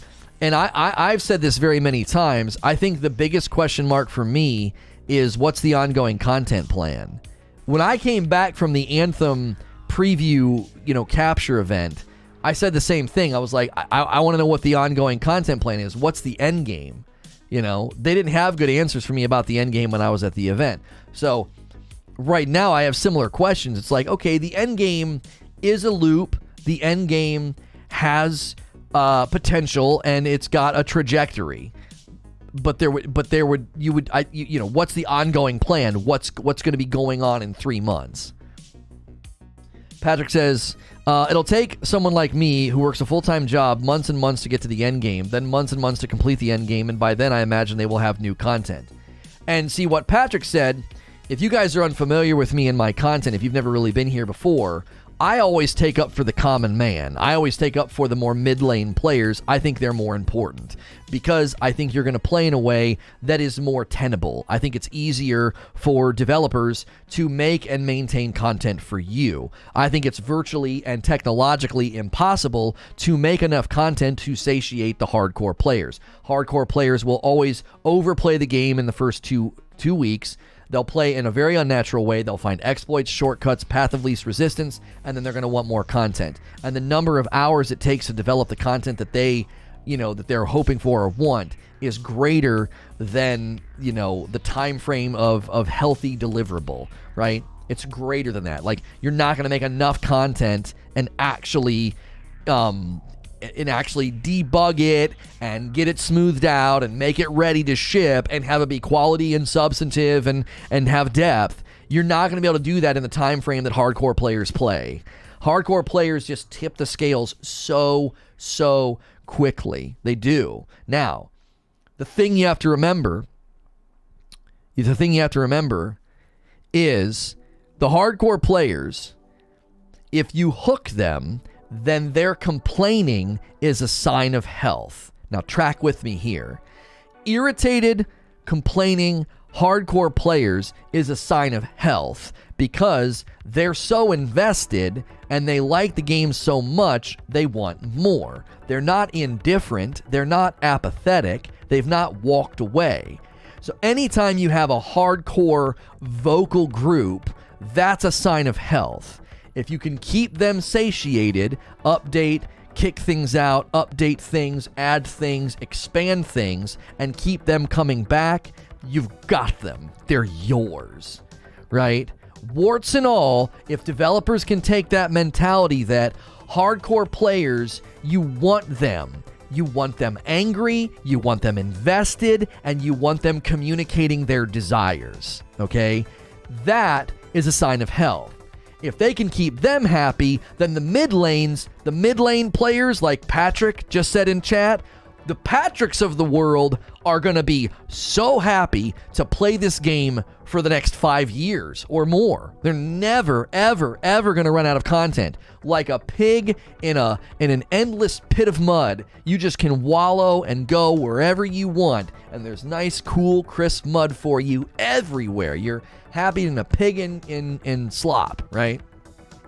And as long as those hardcore players have a decent return and continue to communicate their aggravation and their desires, then you're totally fine. It's when people start saying nothing that your game is in trouble. That's exactly right. That's exactly right. How's this going to work? If most people are gone because they're done, the game is really big on server life. So if you're very slow and you're not going to have people to buy from or do expansions. No. This is why rhythm is so important, Fat J. There's a rhythm, right? You got to understand something. I want you to watch the hardcore player communication in another game that we used to cover. Watch it. They shout, they scream, they walk away. Watch the PvP numbers. Like, whoop, phew, right? And the new content comes out, update, new weapon, whatever. Everybody comes clamoring back, okay? So that's the real question.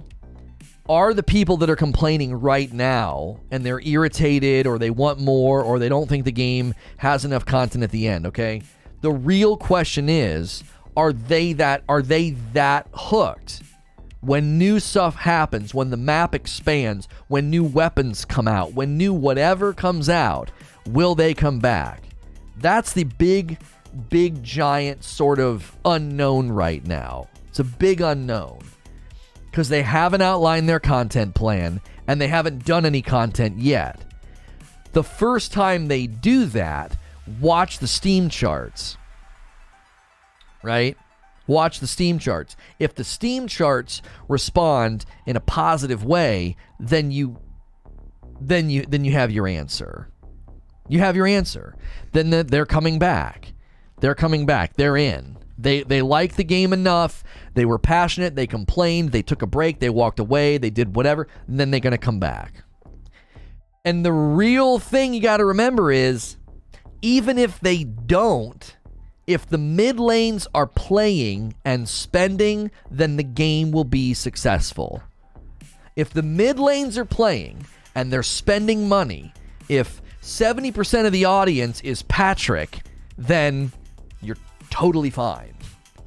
I said from the very beginning, I thought this game was built for more mid-lane players. I did not think this game was built for traditional MMO fans. They would burn through it too fast. They would get to the end and get burned out too fast. And I think we're seeing that come to fruition. I said, that's why I'm interested in it. That's why I like the game. That's why I'm considering planting my flag in it a little bit, because that's who I am. That's who I take up for. I take up for the mid lanes. That's who I think are the most important for the health of a game right now. The most important players for an ongoing live service game are your mid lanes, because they play in a more measured and predictable and healthy way. I love the hardcore players. They get the bugs and exploits brought to light and fixed relatively quickly. Yeah, they get to smooth all the rough edges before you get there. That's right. You can dance on the dance floor in your bare feet because they got rid of all the rough spots. You're not going to get it. You're not going to get any splinters or stub your toe on a nail. Right. They smooth all that out before you get there. They're riding the front of the wave. I've talked about that before. When you ride the front of the wave, you're going to get to the shallow, weak, or narrow parts of the game first. You're just going to. You're going to find those problems before everybody else. And God love you, you really help the game's quality. You really help out the mid lanes, which ultimately helps the game, thrive long term. So, you got to understand something. If this game would have been built for and appealed to hardcore MMO fans, I never would have touched it. Why? Number one, it wouldn't have appealed to me. It would have been hard for me to make content about it. And number two, it wouldn't have been something that I had a lot of confidence in. It wouldn't have been. Because I would have been... What more than likely would have happened was they would have had mass exodus to Final Fantasy. They will have a dip because of Final Fantasy in general, but it'd have been even bigger if all they did was appeal to hardcores. If they only appealed to hardcores, I'd have had no interest in this game. I'd have been like, that game's volatile. That game's either going to be a smash hit or an absolute failure. But when you appeal to the mid lane players, I think you're far more likely to be successful, because mid lane players there's a broader spectrum. They're not going to be comparing it to some other game and being like, well, it's not like this, and then they leave, or, well, it's not as good, or, oh, I'm going to go play Final Fantasy or whatever. So I actually think the game, in my mind, when I measured this game and I thought long term and I projected out its trajectory, I thought this game's got legs because they're appealing to mid lane players. That's why I thought the game had legs. I didn't think the game had legs because it was an MMO. I thought the game had legs because of their target audience. Live service games that target hardcore players will fail every single time. You cannot make enough content for them. You simply can't. The only way you can make an ongoing game big enough, long enough, and substantive enough for hardcore players is you need a subscription fee, and your game better be dense. It better be as dense as a brick of like a loaf of bread that's so dense you don't even want to eat it. It needs to be that dense. There's no other way your game's going to last. I love the group content as well. People in this game seem really nice and helpful. I met some super cool dudes. I enjoy the fact that the game is, to me, is centered around grouping. Yeah, I think the group content is excellent. I was actually impressed by their dungeons, and I've only played 3 of them. I did not expect the PvE content to be high quality. I did not expect it. Or make a BR. That's right.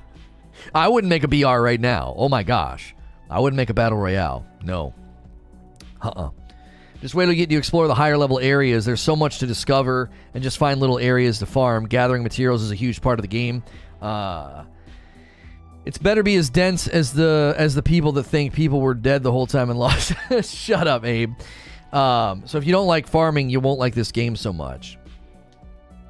Well, Deadly Dad Gaming, I've said this to Eugene, because Eugene was like, I would only play this game if I could buy a maxed out character. Like, he wouldn't want to do the early game grind. And I was always like, but the early game grind is sort of wooing you. It's romancing you. It's giving you basically what the game is. You're going to be hitting rocks, chopping trees, killing wolves, skinning animals, crafting this, cooking that. Like, that's the game. And if you don't fall in love with it there, you're certainly not going to love it in its late stages, because it's going to be the same thing, just at a different level. You're higher up on the spiral staircase. I think that was Anthem's biggest failure. They centered around hardcore players, but ultimately failed and forgot the mid laners. That's not what Anthem failed at. No, I would say that's a misdiagnosis. It's a decent attempt to diagnose Anthem's problems. Like, you're throwing at the right dartboard, but you're missing. Anthem failed because their endgame wasn't even built properly. It was a shambles. Anthem actually had a fantastic content loop that I actually think appealed to mid laners, but there was nothing to do once you got to the end. There was nothing there. The end game was in a complete shambles. Yo, my man Moody renewing that membership, getting an upgraded joystick. Thank you so much. Thank you guys so much for the strong turnouts all week long. We appreciate the support of the channel. We appreciate the members, the coffee orders, ordering disc plates or t-shirts, or using my Amazon link. All those things, guys. Thank you so much for supporting the channel. Anthem's failure was that there was nothing in the end game. Yeah. It wasn't even a matter of like hardcores or mid laners having nothing to do. It was like Anthem just had nothing for you once you got to the end. There's an MMO guy, Josh Strife Hayes, that has a video about how people think they want hardcore grindy PvP MMO until they realize they're not as hardcore as they thought they were, and they end up quitting. Wait. Explain this to me. He's saying there are players that realize that they're not as hardcore as they thought, or they're realizing the game is not. People think they want... Oh, I see what you're saying. People think they want a hardcore grindy PvP MMO, and then they realize they're not as hardcore as they thought. Right, they don't like it. Listen, I tried to tell people, if that's all you're going to do in this game is wars and PvP, I tried to tell people, I'm like, that's a short road. That's a short road in an MMO. It's going to turn cannibalistic and griefy and trollish and toxic. That's just not a long-standing strategy. That's like a 1-month plan. And you're going to get the end of the month, and there's going to be irritated people and the instigators and the irritated. That's all you're going to have, is the instigators and the irritated. That's not a long road. A long road is substantive, ongoing, broad, diverse, grind, loot chase, leveling, open world, like all those things keep a game going. You can't keep a game going with wars.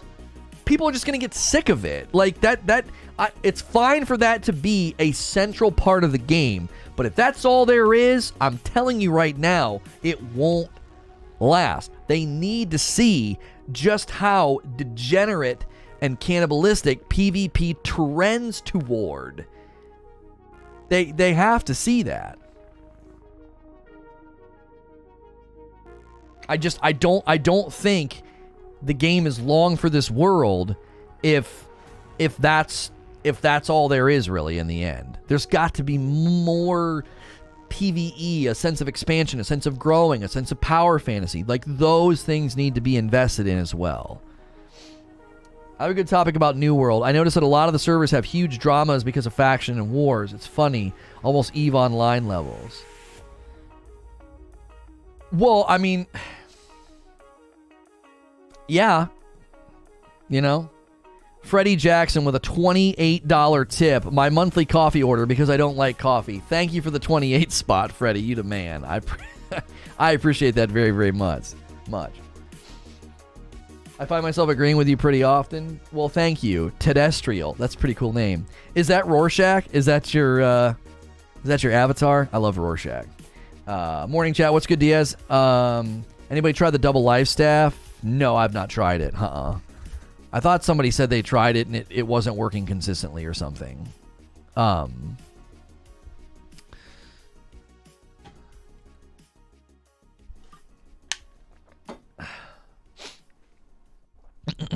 Especially with full loot MMOs, because you get ganged by hardcore person, you lose all your stuff, you have to start over again. You're so close to 60. I'm 53. Yeah, I'm 53. Leveling's not been terrible, honestly. Once I just decided we weren't going to get there much faster than you know what I'm saying? I was like, we're not gonna get there that fast. Not compare. It's just not happening, right? I just started dialing it in. Yo, what's good, Trebellion? Not sure, TBH, but I think it is. I think it's Rorschach. You look good for 53. Thank you. I appreciate that. I sub. Keep it up, man. Enjoying the talk. Thank you. Yeah, for those of you that don't know, if you've never been here before, I do a talk show Monday through Friday in the mornings, and then we typically do gameplay in the afternoons. And I am a safe for work broadcaster. A lot of people throw me on in the background, kind of like video game radio. And we appreciate the support. Be sure to hit subscribe and the bell button if you're digging the content. I don't only cover New World, okay? We will regularly have New World content, but we want to make sure we kind of keep our toes here, but also covering other games, and we hope you enjoy all the content that we do. Yes, happy From Friday for those of you that are From Software fans. We will be continuing From Friday today with Dark Souls 3 in anticipation of Elden Ring. And all the commands down here in the corner that cycle, you can use those commands in chat. Those are ways to support the channel directly. It's free to hit like, and it's free to hit subscribe. So, what's your stat distribution looking like? Yo, what's good, Coyote with a 5 spot? Here's my build, Harry, if you want to take a look at it. I run Life Staff, and then I run Spear, and I try to find a socketed spear so I can socket it to convert its nature damage to scale off of focus. There's like a gem that does that or whatever. So, but I just decided to go all focus because primarily when we run the harder content, I just go full healer.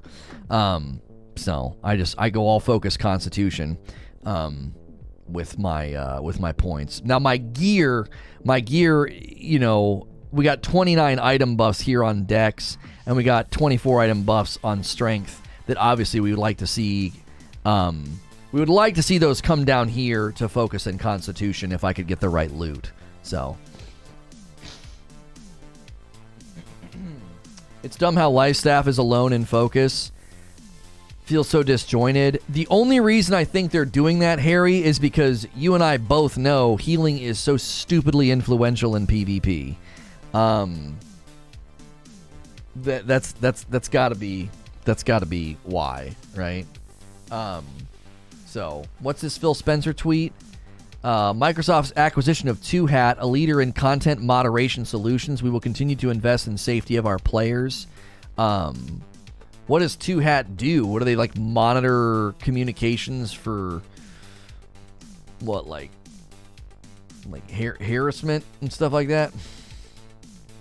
You know, mean messages and stuff. It's Friday. We made it. That's right. That's right. Just wait until he's having fun in the game and then leave. I love that meme. Lono's having fun. We have to leave. That's the best. They're supposedly making a Void Gauntlet that will also go off of focus. I mean, that's part of my hope, is that they'll start dropping other weapons that would allow a lot of us Life Staff guys to have like a decent, other weapon alongside of it. But truth be told, my life staff cranks out some decent dips. It's not amazing. I'm certainly not leading DPS in any of the stuff that we do, but I can output a decent amount of damage as I'm kind of just sitting back and healing, right?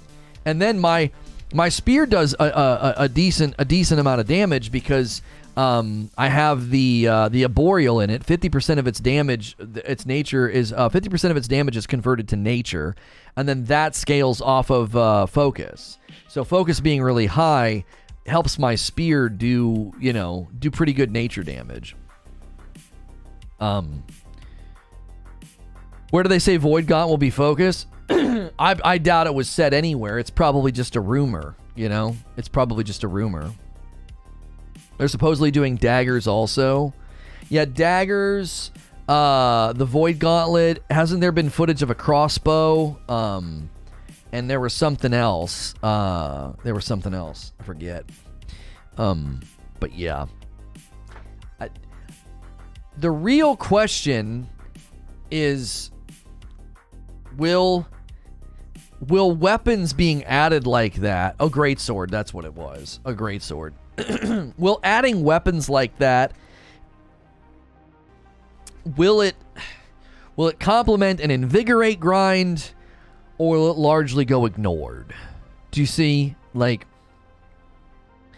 Are people going to say, well, why would I do that? I already have a great build. I got everything I need.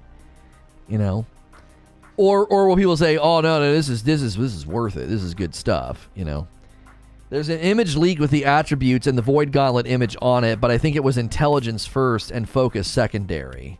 Okay. Grape sword. Yeah. Grape sword.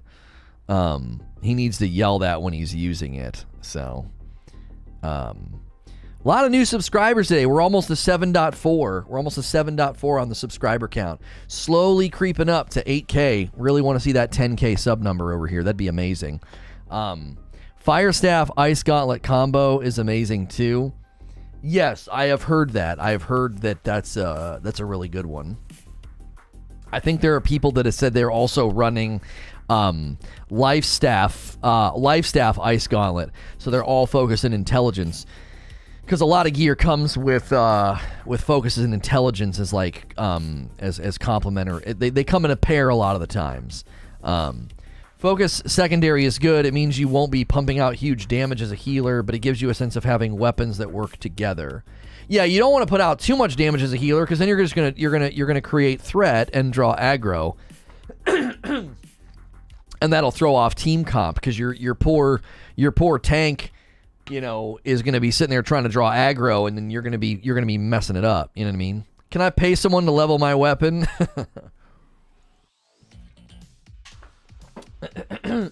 Excuse me. I never thought that I would be doing this, by the way.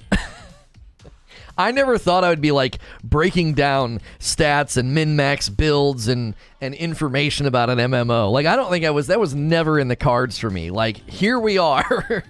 Here we are. Like, I'm breaking down an MMO with you guys and then playing Dark Souls later. Like, what the frick happened? What has happened? I use Fire Staff Ice Gauntlet with 350 intelligence and 100 con hit. Oh, and 100 can hit for 5K right now. Whew, man. You're good at it. Give yourself more credit. It's not a matter of like I think I always knew. People were like, you'd be so good at breaking down MMOs. I was like, I know I could, but it's a matter of, do I want to? Lono just became self-aware. We changed him. He just realized it. He's been reprogrammed. It was never a question of, can I do it, right? Can I do it? It's like, do I want to? You know what I mean? I could go run around my house right now 10 times. Do I want to? I know that I can. I'm in much better shape now, especially with the exercise bike. I know that I can. But the question is, do I want to? I didn't know that I would enjoy it. You know what I mean? I never thought I'd be playing main on an MMO. Right. I miss the old Lono. I miss the old Kanye. I miss the new Kanye. What did he say? Oh man, when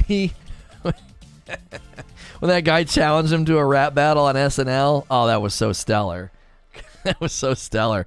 Kanye always seems like he's like a half a second away from just punching you or hugging you. Like you just don't know. Like what's gonna happen? What's gonna happen next?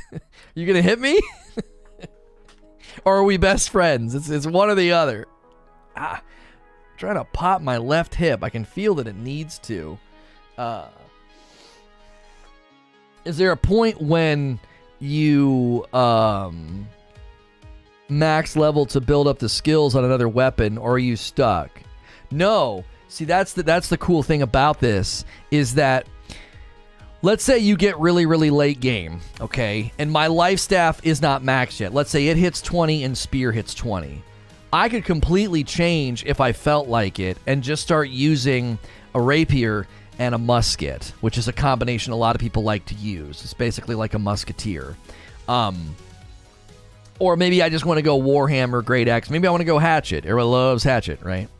I can just start using those weapons. And if I use those weapons in the late game, they're going to level really freaking fast. It's still going to be a bit of a grind. It's still going to be a bit of a slog to get them maxed. But I could probably get them to like 10 or 12. 10 or 12, have some skills, have a build, and enjoy myself with the new build. Now, obviously, that would mean you'd need to get new armor and everything if you want it to be complementary, because you'd respec. You would come here. You would come here to your not your trade skills, your attributes, and you would say, oh well, if I'm going to go rapier musket, I need all dexterity, right? Primary attribute for rapier and musket is dexterity. So you'd respec and you'd want armor to complement that build. This is one of the reasons why the game has so much, I would say, intrinsic replayability, because you can just decide to completely play the game totally differently, and you'd have to spec and grind and kind of loot up to do that. You can level a weapon from 1 to 20 in a couple of hours, killing level 20 random enemies and monarchs. See, there you go. So there's already probably grind guides out there to be like, you want to level up a new weapon? Here's where you do it. Here's how fast it is. So a couple of hours and you have a maxed out weapon. And then the reason I'm okay with that being fairly quick is the real grind would be getting loot. You would need to get a good hatchet. You would need to get good armor and stats and maybe even gems and things. So that way your raw level 20 hatchet, I'm sorry, it'd be a level 60 hatchet, and you'd have the weapon mastery at 20. A raw weapon mastery 20 hatchet's fine, but it's not very good compared to somebody else next to you who has a hatchet that they went and, were grinding for, and then they got their armor set, and they got their stats set, all to feed, which I think hatchet's primary is strength. Yeah, they'd be all strength. All strength and constitution. Most people, I think, that run hatchet, but a lot of them just run hatchet, and there's ways to run it and keep yourself healthy. So I thought that you would like an MMO breakdown, watching you talk Destiny 2. I'm glad that this game came out, and 2, that you like it, because you said it was a good mid-lane MMO. Yeah, that was the only reason I got involved. If this game would have come out as they originally conceived of it, as like a friggin' PvP game, I never would have touched it. I wouldn't have touched it with a 24-foot pole. I wouldn't have come near it. I'm like, what? No, I don't want to play that. And then if it had been like a super hardcore, I probably wouldn't have made it through the first day. I'd have showcased it and been like, this isn't for me, But the first time I touched the beta, I was playing for about 20 minutes, and I was like, I don't know what it is, but there's something here. And I remember Wheezy coming in about an hour later and saying the same thing. He was like, I don't play MMOs, but I'm playing this right now. Now, he's not playing currently because, he's sold his soul to Destiny. But he was another person that was like, I didn't expect to like this, and I'm playing it right now. Berserk on Hatchet heals you over time, gives you speed buff, boost damage, and the weapon has 3-second invincibility when you get to 0 health. Not OP at all. Yeah, that's the reason I avoided it, Harry. Early on when I was experimenting with Spear,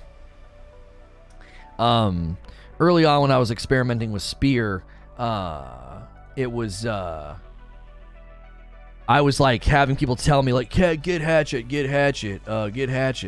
And I was like, nah. Chat with Fliz.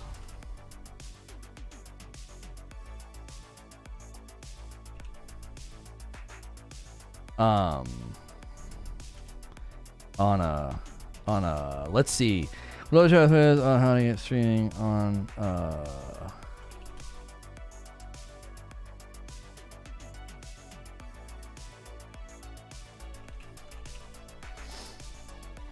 Sorry, replying to a tweet. What's wrong with Hatchet? I avoided Hatchet because everybody was telling me how good it was. Sorry, I was responding to something. I was like, if this many people are telling me that Hatchet's amazing, it's going to get nerfed. That was how my logic went on it. Don't forget your New World Prime Gaming loot. Oh yeah, I need to snag that. Hatchet's so cheesy. You can do no wrong when you use the combo. Yeah. I don't necessarily think that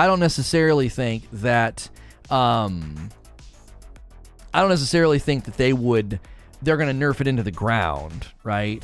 But they're going to have to consider, you know, probably adjusting it, you know. They're going to have to consider it. That doesn't mean they nerf it into the ground.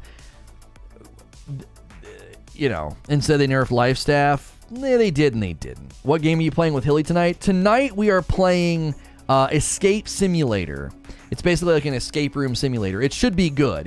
I think it's going to be in a good lane of like, if you remember the first time we streamed Surgeon Simulator, I think it's going to kind of land in that lane. It's going to be good for us.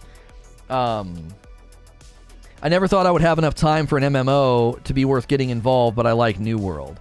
Yeah, we have a lot of members. If I go to my company right now, Akuta Papa is 33, Ashea is 60, Egnarts is 36, 34, 32. I'm just going to shout out people's levels. I'm a 53.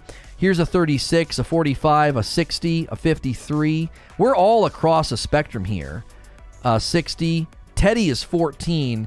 Teddy's not played in 24 days. Some of you guys down here have not played in an age. Like a 14, a 10, a 23, and a 17. All those guys down there haven't played in like 2 weeks. But so that makes sense why they're so low. But let's see. Let's find somebody low. Yeah, Hilly played 4 days ago, and he's a level 27. This guy, Leviathan, has played 5 days ago, and he's a 26. So we've definitely got people down here. Mipsy played 3 days ago and is a 29. We have people all across the spectrum of level and engagement patterns, you know? Akuta Pop is almost 34. Level 30 is Abe. Yeah. Like, I don't know. I don't know. I think I think this game's got something. There's something good about it.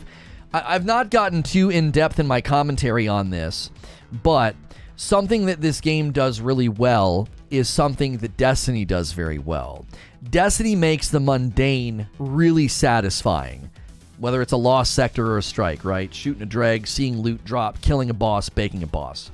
All those things feel good. Just shooting a gun in Destiny feels amazing, okay? Why is that so important? Because you're going to shoot that gun 1,000 times in a given day, okay? You're going to shoot that thing 1,000 times, all right? New World does something similar. They wove everything you do with really satisfying stimuli. You see? Chopping down a tree, hearing a tree fall, cooking a meal, hitting a rock, the bing, bing, bing, skinning an animal. They took every piece of that, and like a real good craftsman, they said, we want chopping down a tree to sound and feel great. Why? Because they're going to chop down thousands of trees. They're going to... Just hearing musket fire is awesome. You know what I mean? The ding of selling something in the market is my therapy. Right. They were very... I don't know. Whoever was in charge of their sound deserves a raise. Don't let them leave the company. Pay them handsomely, because the sound design of this game is one of the main reasons it just feels so good to play. The sound design's phenomenal. I love running in the open world and hearing a tree fall, or hearing a musket fire, or hear a guy pounding on a rock. I don't know. I love it. They were very, very smart in doing that. I love the tink when you get a kill, or Azoth. Yes, just that, the little bing. You get the credit and the XP. What they're doing is they're basically tickling your ears and your brain just every once in a while, and you're like, oh, that feels nice. It's like these teeny little massages of comfort. Yeah, they did a great job. And that's super important. This is so fundamental to a game that you're going to play over and over again. This is where Outriders completely failed, okay? Outriders had a lot of good things on paper, a lot of good things in principle, but their sound design made their game so god-awful to play. It was like somebody was banging on a trash can. When I shoot a gun and it literally sounds like someone went into the studio and like, what gun is that? Okay. And they just hit a trash can lid. And they're like, what gun is that? Okay. Can I get a different trash can size? And it was like, what the frick? It's so polluted. It's like you can't even listen to it. It's just muddy and gross sounding. That is where Outriders failed in a significant way. It was hard to play that game. I felt like my brain was getting rattled. MMO ASMR. If you guys enjoy ASMR content, you should check out Eloa Wendy, or Eloa ASMR. She has an ASMR channel, and she plays games like ESO and New World and just walks around the world and does ASMR. And this game, I hope she takes off doing that in this game, because I think this game is just delivering her content on a platter. She can just softly speak. She's got a beautiful accent. She's a really great person. Just walking through the world. If you like that kind of content, you should check her out, because I think she could be a hit in this game doing that. Because this game is just, here you go. Just make content. If you go to YouTube, you're going to want to look for, I'll put it in chat, ASMR. There it is. Eloa ASMR. ELLOA. I swear one of my heels language is please move. Yeah.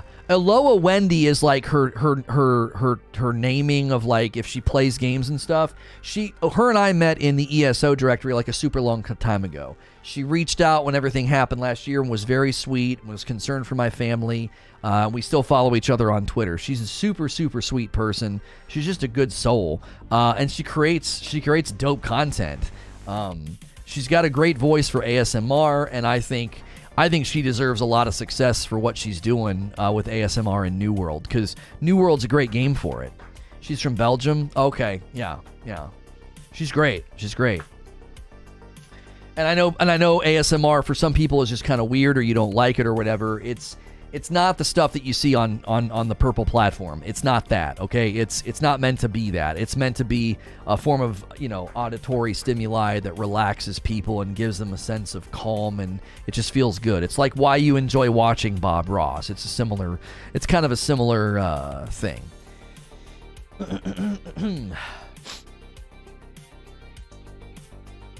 Yeah, the things that we shout as healers are extremely strange. If you see anyone crouch spamming inside of AoE heals, Lono, that's players using a current exploit in the game. Why are they crouch spamming inside a heal AoE? What's the reasoning behind that? I don't get any of the tingles, but it's very relaxing. There's a spectrum of response. I get full body tingles from good ASMR. It's super relaxing and feels great. Some people just like it because it's almost like guided meditation. It just helps them calm down, and it just helps them feel a sense of relaxation. So you get healed every time you crouch? Really? Love the t-shirt. Thank you, J Murph. Be sure to, guys, anytime you like my shirt, to use the shirt command, and that's one of our sponsors. Be sure to support them.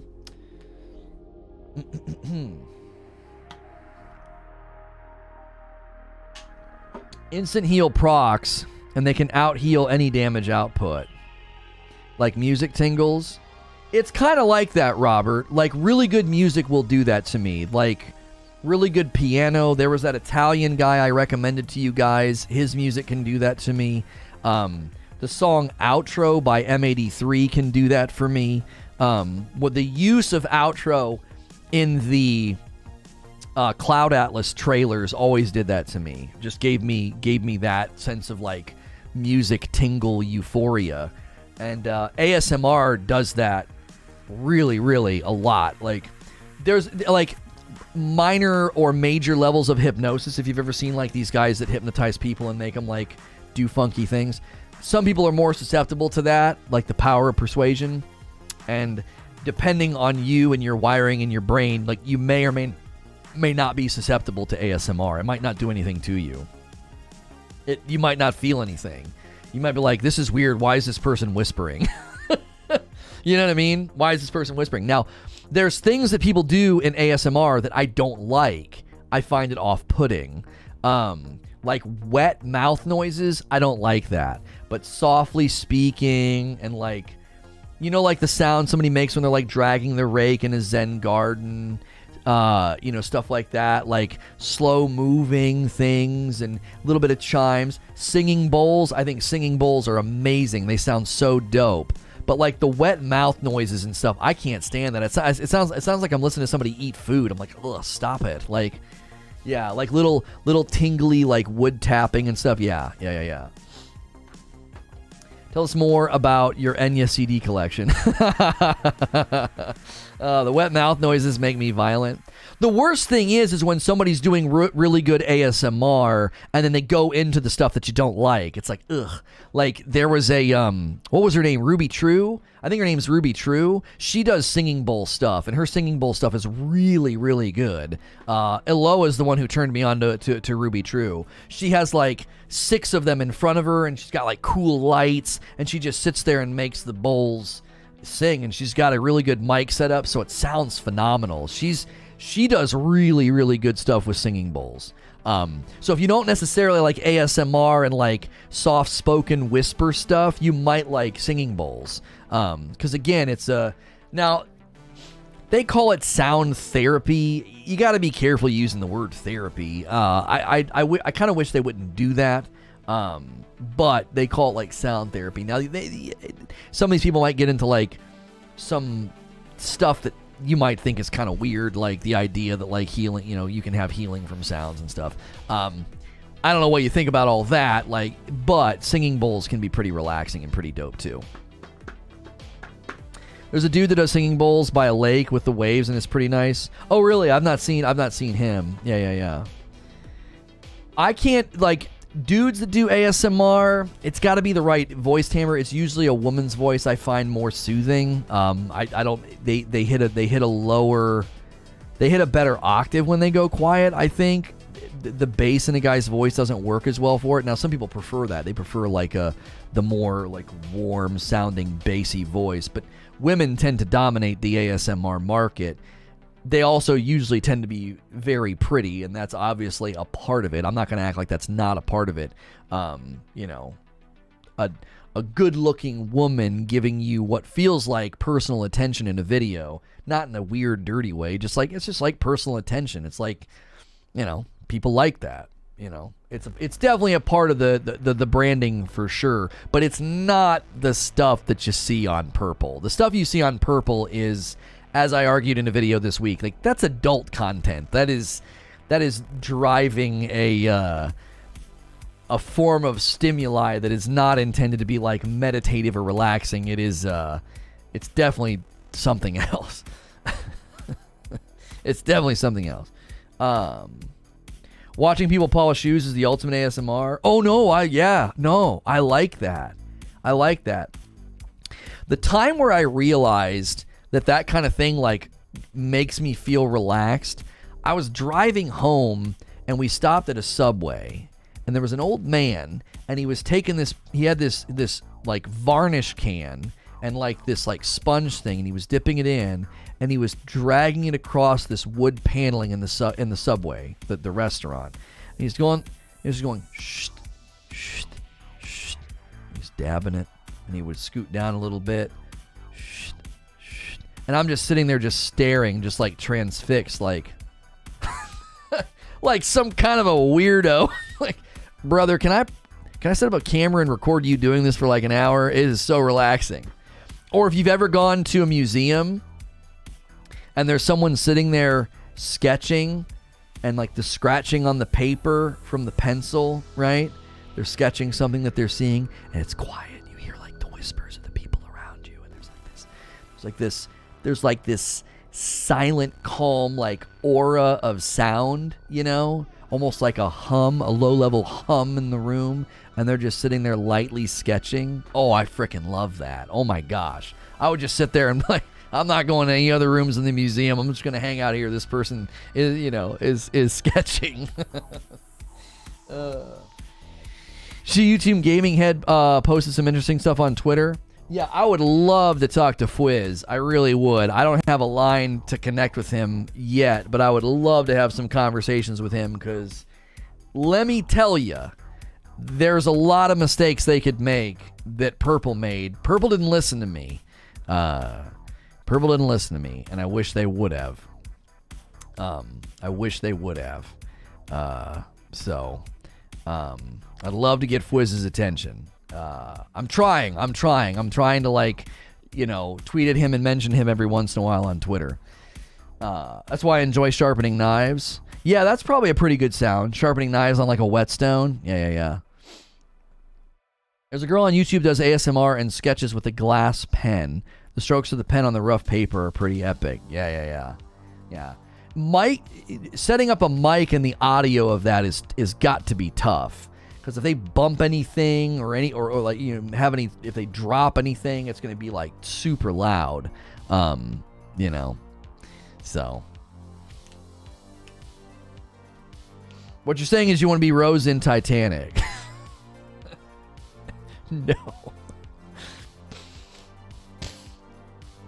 No, I'm not saying that. What game are you and Hilly playing today? It's called Escape Simulator. They sent us some codes. So after we played, they sent us codes for Operation Tango, the one that we played like the one night, and I was like yelling at Hilly. That was not fun. That game was stressful as frick. But Escape Simulator looks like it's going to be a little bit more in our lane, in our vein.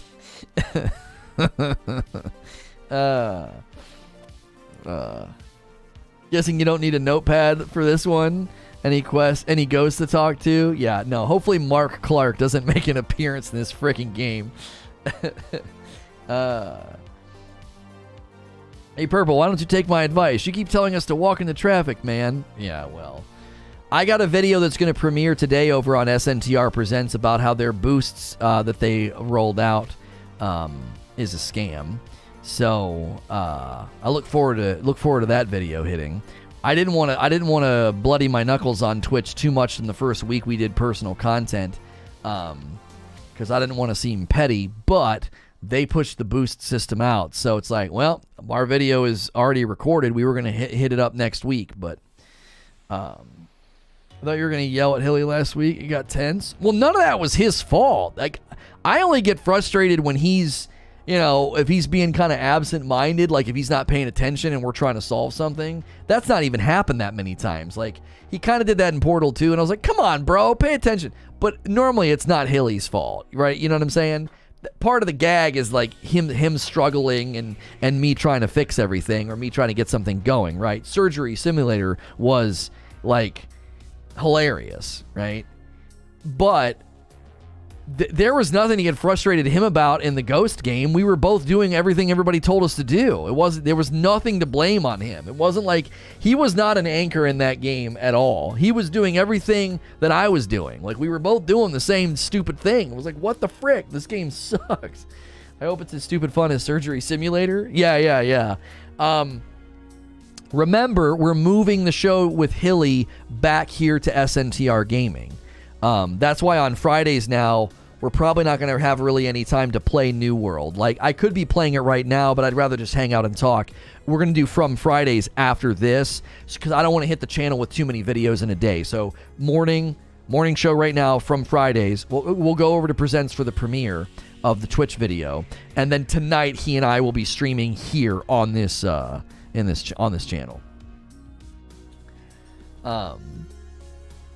Just a heads up, I couldn't get out of the first room. I tried after the tutorial. That's fine. That's fine. That's okay, Hilly. I couldn't get out of the first room. I tried after the tutorial. That's perfect. Oh, brother. Well, we'll figure it out. We'll figure it out, I'm sure. The reviews were saying that the puzzles weren't too difficult, so obviously we may stall out eventually, but it's gonna be a great night. It's gonna be a great night, guys. Whoo-wee. Oh, man. Brad making his money. Yeah. Frickin' Brad. Oh my gosh. Here, let me I just realized I got a schedule from Friday. I've not done it yet. Today, I don't know if we're going to get to them. It's called Dragon Armor something. I don't know if we're going to get to Dragon Armor, but that's who's potentially next on the docket is Dragon Slayer Armor. I'm sorry. Dragon Slayer Armor is potentially next on the docket. Here we go. From Friday. Reuse these settings. Episode 10. We may be headed toward Dragon Slayer Armor today. I'm going to copy that as a tag. We just want that in the description in the tag. Tonight on SNTR Gaming, Frick Room Simulator. That's right. Oh, man. Okay. Yeah, Dark Souls 3. I got to change the thumbnail is all. There we go. I got a picture of him. Show more. Add that as a tag. And then go next. There we go. And then we'll set it for noon.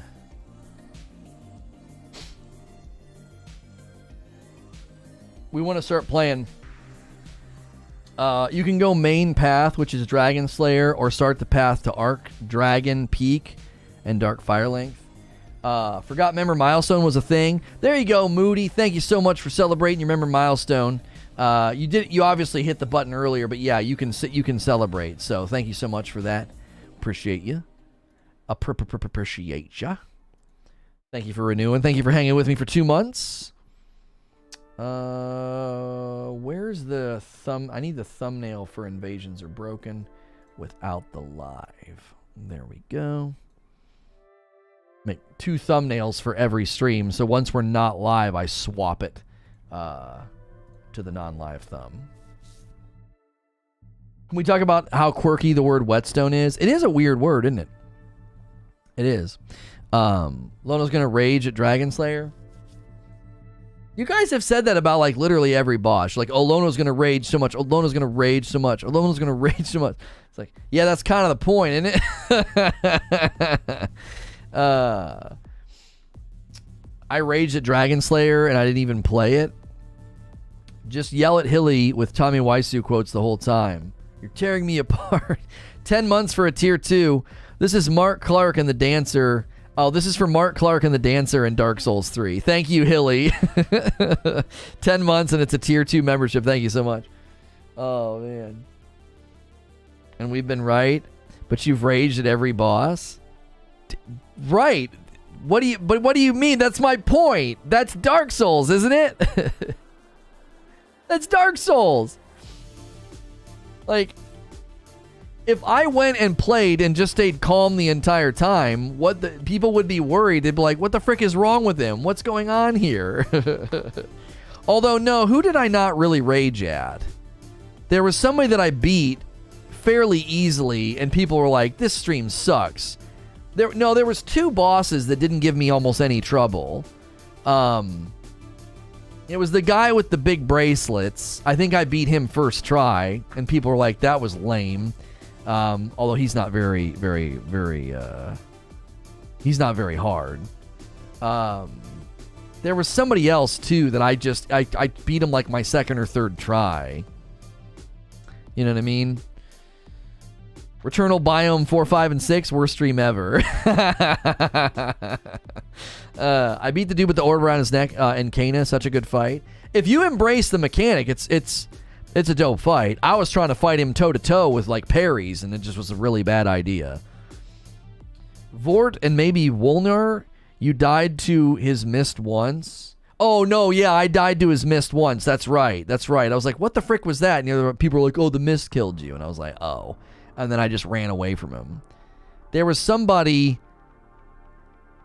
Was it the guy with the fire explosions? I don't think I really raged against him. I got angry when he exploded and hurt me, but I beat him pretty quickly and didn't get that angry. The guy where I had to run past the crossbow and the worm to get to him. 8 months from Ganks. Fridays means I get to screw off at work and share some laughs with Lono and Hilly tonight. Thank you, Ganks. Appreciate it very, very much. Corrupted Taro was a good fight. I don't even remember Corrupted Taro. What was that fight like? I used Diamond Stones. Old Demon King. Yeah. If I would have been able to fight Pontiff Sullivan in a big room with no weird camera stuff, I'd have beat Pontiff Sullivan like my 3rd or 4th try without any rage. Like, I had him on the ropes. I did. The stupid camera kept messing with me in that room.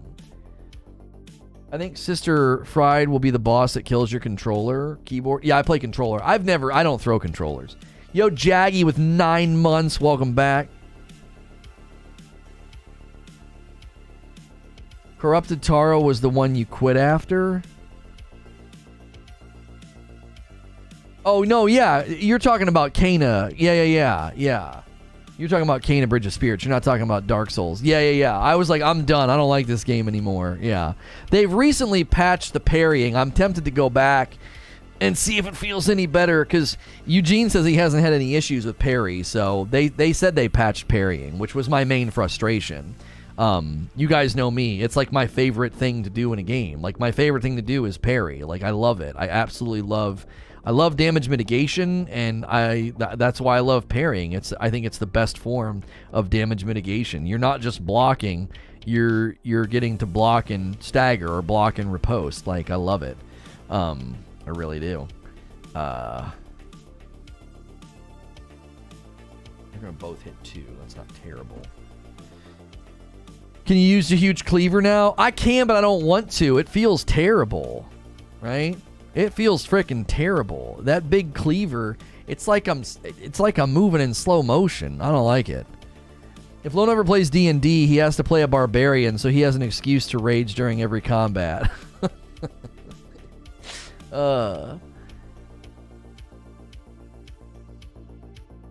Try For Honor and do the parrying. Yeah, For Honor was pretty cool. I probably would have liked it if it was just like a straightforward action adventure game. You know?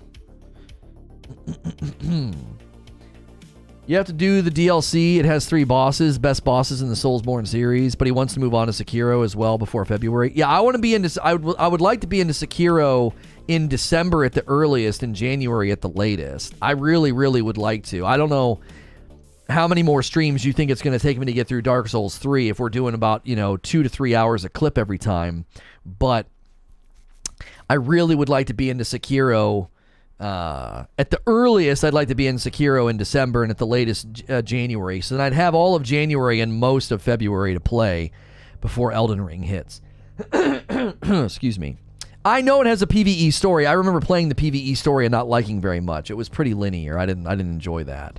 Sekiro's on sale right now. Oh, I already own it in Steam. I've played it before. I got the Madame Butterfly, and she came back to life, and I said, frick this game. I said, frick this game, bro. 3 more streams, maybe? Okay, I can live with that. 3 or 4 more streams will put me right on where I want, right on track where I want to be. Don't do it. For Honor's mega sweaty. Sekiro will break you? I don't know about that. Sekiro is more my style than Dark Souls. I would rather be parrying than rolling on the frickin' ground. But Big Cleaver goes boom boom. Yeah, I don't really care. Let's say you have roughly 4 Fridays left. Okay. The thing with the slower big weapons is they have a bigger hitbox range and stun, so once you learn the distance, it's not really bad at all that it's slower. Okay. Demon of Hatred? You can't call a fighting game sweaty? Why can't you? Why can't you call them sweaty? No, I'm not into RTS games, no. RTS games, fighting games, sports games, driving games, they don't land on me. They don't. I can't play Dark Souls because of that roll. It's so stupid. You should try Sekiro then, Eugene. I'm curious what you would think of it, because it's not about rolling. Sekiro becomes easier as you get better, and I like that about the game. I feel like Dark Souls 3 gets cheaper the longer you play it. Like, I love the game and I love the artistry, but I feel like Dark Souls 3 gets cheaper the longer you play it because they know you're going to be stronger. They know your damage output's going to be better, endurance and health's going to be higher. So, like, I don't know. I feel like it just starts to get really cheap. It's the further I've gotten Dark Souls, the more I've sensed they just take cheap shots, man. I don't know. I find it disappointing. I do. I find it disappointing about the game. I feel like I'm pulling back the shroud on the game a little bit. It's like some of this is just you being cheap, you know? It doesn't feel like you're actually making things harder, you know? And I know that's difficult. I know there's a significant challenge to, creating true and genuine scaling difficulty. I know that's tough. You just don't like fun games. Yeah. I beat the dragon in Dark Souls 3 and I was done with it. They embrace the cheesy mechanics. Yeah, they do. Like, everybody hyped up the dancer, and I'm telling you, I think she's just cheap. I love her false starts and her looky-loos. I think it's super creative. But I also think she's complete and utter cheap garbage, like, at the same time. She's artistically wonderful. She's beautiful. The way they build her character, she's awesome. And her false starts and her looky-loos are great. I love being tested and tricked as a player. I love having my instincts played with. I think it's dope. Super dope. It's a mind game. But she is cheap garbage. She is such cheap garbage. They rushed development a bit when it came to Yorm and Aldrich segments. That's 100% a documented fact. So it makes sense as to what... See, that's what I'm saying. Like, my instinct was right then. I was like, something is not right. The game's in a weird place. Where I am right now in Dark Souls 3, I was like, what is this? Like, this feels cheap. Like, it doesn't feel like it's been well crafted like the other bosses in the other sections. It doesn't feel the same. It's funny that I sense that, and you're like, oh no, yeah, that's definitely a thing. The dancer's a beautiful boss fight. I think Yorm is the best looking boss in the game, and he's a 4-hit gimmick. He's a 4-hit gimmick. I don't know if I agree with her being cheap, but then again, I'm just watching. The character just looked beautiful. The movement was chef's kiss. Yeah, everything about her from a design perspective, visually, is phenomenal. But the way she outputs damage and stun locks, I just think it's cheap. I just do not like it. If you tried to kill the dancer, again, you would find it much easier. Same with every boss. It's all just learning. Yeah, even if it was easier, I still think the way that she outputs damage is not set up in a good way. I think it's set up in a very cheap way. I'm not necessarily saying she's a bad boss or it's a bad boss fight. I don't think they need to do that. It feels unnecessary. I think her false starts are enough. Do you see what I'm saying? I think her false starts are enough. You don't need to add to it, like, stun lock and half your health bar damage from a grab. I don't know. I'm just going to blame the 4-hit dude on you. You got to imbue the sword? What do you mean you're going to blame it on me? I think he's a gimmick. It's not even a good fight. Once you know what to do, it's not a good fight. It's lame. I walked in, no fear, 4 hit him, and he died. It was lame. The dancer becomes a meme fight once you know the strat. It seemed like you just create insane distance because she just wastes all of her... She just spins like crazy. You never want to be close to her when she starts her spin because it's almost impossible. It's almost impossible to get out of it. It's like a stun. It's like an immediate stun lock. You can't get up and get away in time. You can't. The roll timing is almost impossible. I'm glad that we agree on Yorm. He is the coolest looking, dopest looking boss in the game so far, in my opinion. I think he's awesome looking. I like the big dog too, like the second or third boss. I thought that guy looked awesome with the big ice like mace. Ooh, I thought he looked really cool. But yeah, Yorm was so disappointing. Like once I knew what to do, I was like, so I just go in here and do this, and I do it again, and I do it again. I did it 4 times and he was dead. I was like, wow, really? Okay, cool. I could tell from the way chat was talking that fight would be dumb.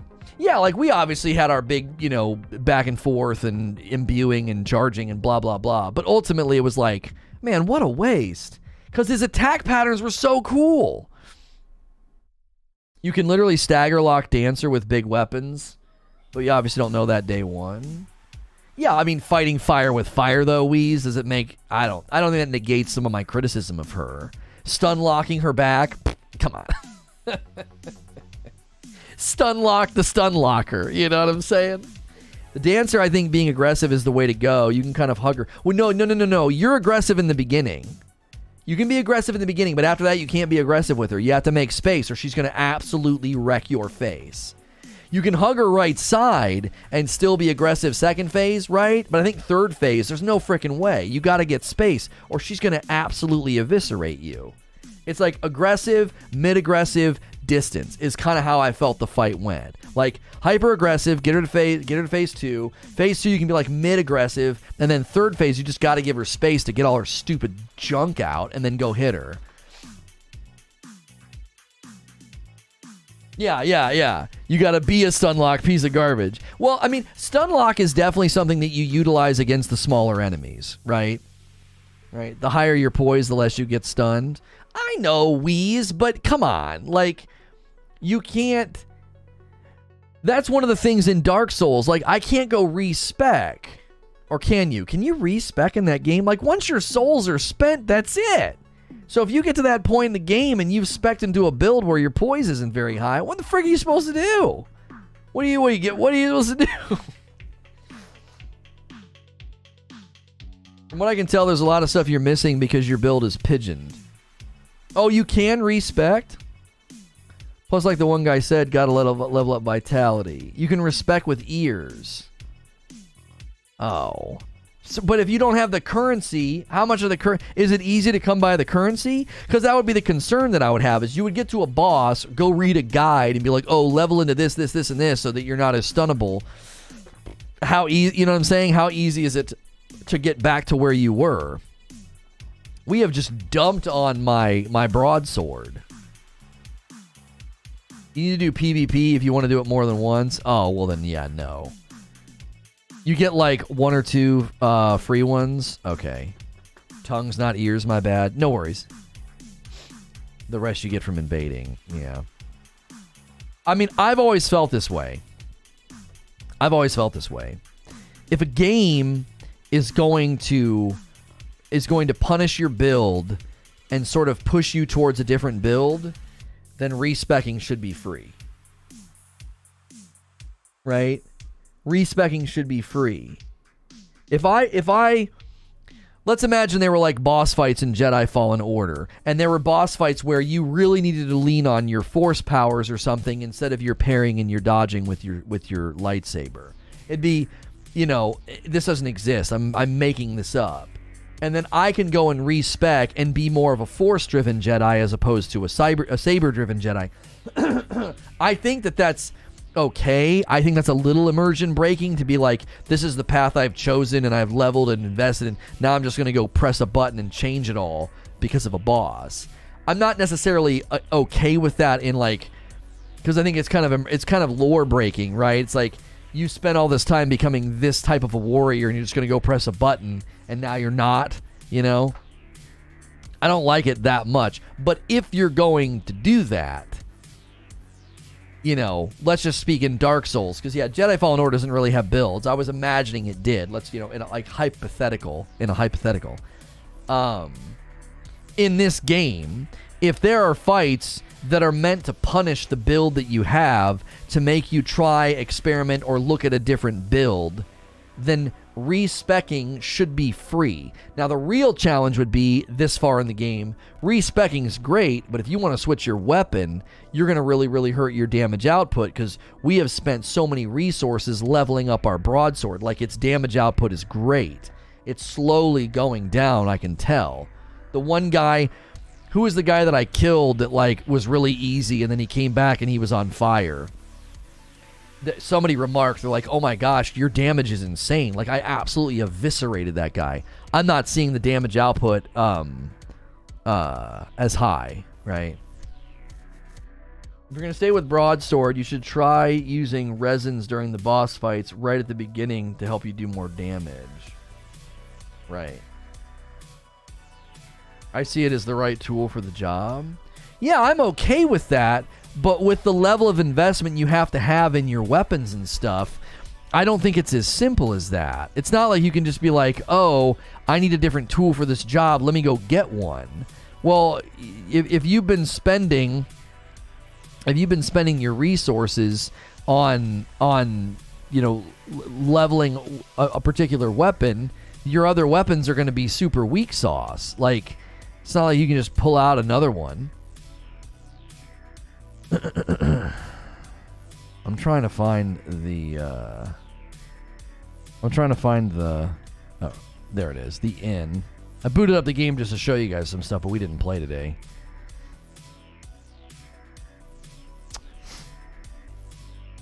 Okay. Yes, exit to desktop. The reach of the broadsword is that of a toothpick. That's the only thing. That was what kind of was driving me a little bit crazy in her fight. I think her hitbox is a little wonky, and her hitbox gets 1,000 times worse when you're using a broadsword. You know, it's a bummer. You can farm for Titanite and stuff. Your build is fine for mid to late game. You could use a sharp gem to scale with dex to help with damage. Okay. To me, a lot of Dark Souls is just finding a weapon that has a moveset that you like. That was why I put the Claymore down. At your point in the game, you have ashes you haven't gotten, where you can buy a ton of upgrade mats from the old lady. Okay. Ditch the broadsword? I think I'm too used to its moveset now. I don't think I can change. It feels, I don't know. It feels like home to me. I don't want to switch now. It's almost like it's too late, you know? It feels comfortable.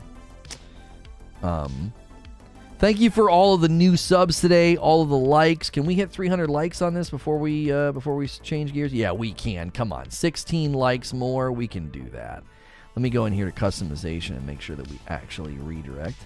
Don't want to make that mistake again.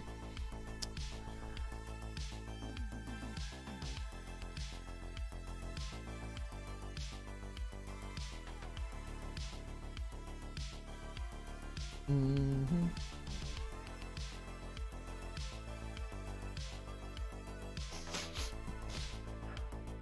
Claymore is slow.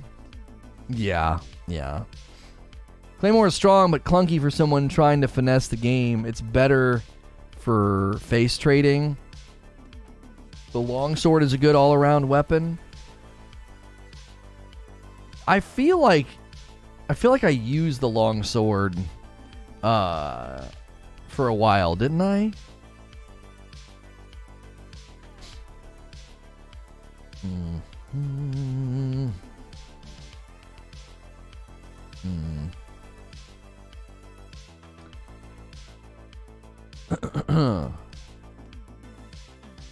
I can't remember if I did or not. I thought I did in the beginning.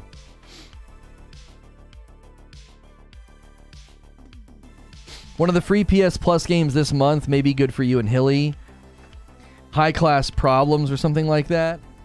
Yeah, isn't it it's like an Among Us game though, isn't it? We would need other people, I think. It's like 8 people in a hotel, basically Among Us. You had a pocket knife and the lock was basically broken. I told you a place to get it repaired because it was dangerous and you got furious with me. I got furious. Do you remember when I landed on the pocket knife and it put a corkscrew indent in my leg jumping off that trampoline? Because you were like, hey! I thought it was 2-player. I don't think it's 2-player. You might be able to play it 2-player, but I thought for sure it was an 8-player game and you're in like a hotel with tasks and it's like Among Us. I personally use this and a great shield with a broadsword as a secondary for faster attack. You get the axe from Dragon Slayer Armor Boss. A katana is an option. Let's get him one. We should have gotten you a katana. Katanas have an instant parry weapon art.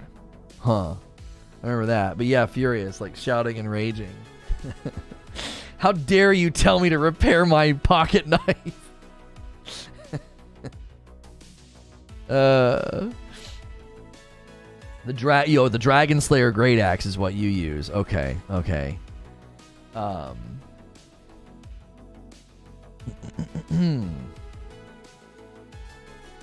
Dark Souls Easterner's Ashes needs a bro. Lono needs a washing pole. Can we get him one easy? What do you mean a washing pole? What the frick are you talking about?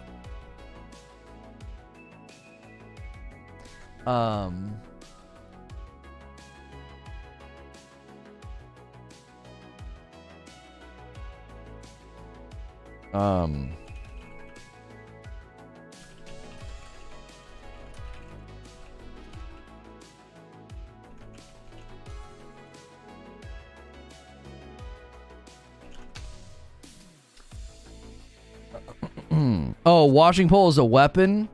It's a long katana. Abe is saying you stanky, you need to wash up. Well, can't I go fight that guy at the outside? And doesn't he have one? It's a long katana. Ashton said it would be great for you. Oh. When's my next haircut? I'm like right at that point where I can't, it's like, it doesn't want to do what I want it to do. When is it? Oh, it's on my birthday. Okay, I gotta go another week. That's alright. Washing pole? Don't listen to these guys, you need a set of nunchucks.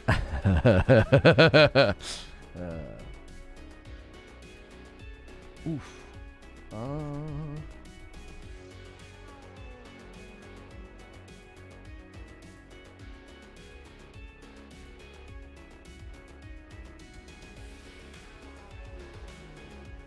A long katana, and then using a heavy gem scales it with strength. And I'm all in strength, right? Did you get your Wayfarer's armor set? I don't know. The guy outside Firelink gives you a katana. There's also another one coming up soon in the game you can get, I believe. Okay. Gunchucks? Yeah. You can get gunchucks. There we go. All right, give me a second. I'm gonna run upstairs really, really quickly, and then we're gonna shift. We'll shift gears here, and we'll be doing our From Friday. If you haven't hit the subscribe button yet, hit it. If you haven't ordered coffee, hit the join button, shirt button, display, any of those commands. Also remember to use that Amazon command. It's just an Amazon affiliate link. Anytime you order anything from Amazon, that supports me. It's real easy and free. We appreciate it so much. A lot of people have been using it, and that is awesome. So thank you for that. Give me 1 second. I will be right back.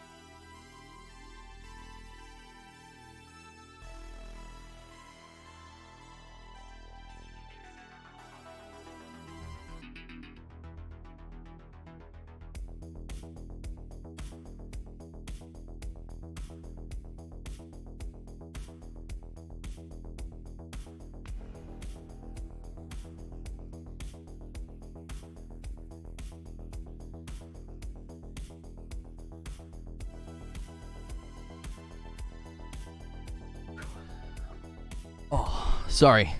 My wife is, she's resting. She's feeling a little bit better, but she had a pretty bad headache this morning. So I was checking on her and getting her some more water.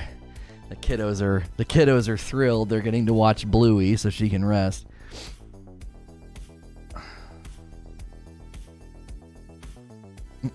Having lunch with mom, chat. Don't steer him wrong. All goes well. He can have a katana in like 10 minutes.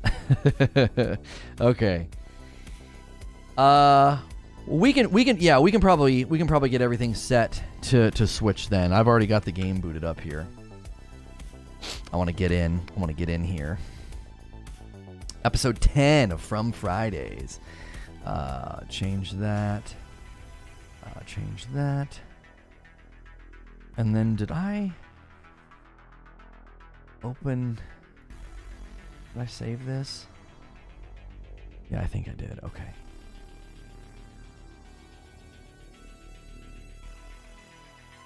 Frick Bluey, that overachieving dad. What the heck? Okay, that's where we're going.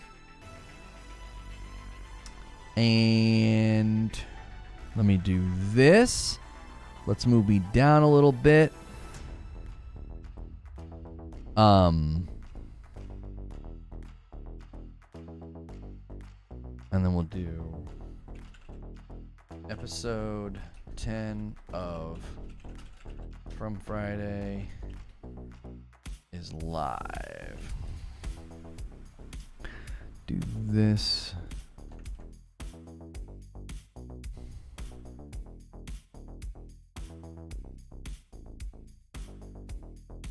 And then get my picture. There we go.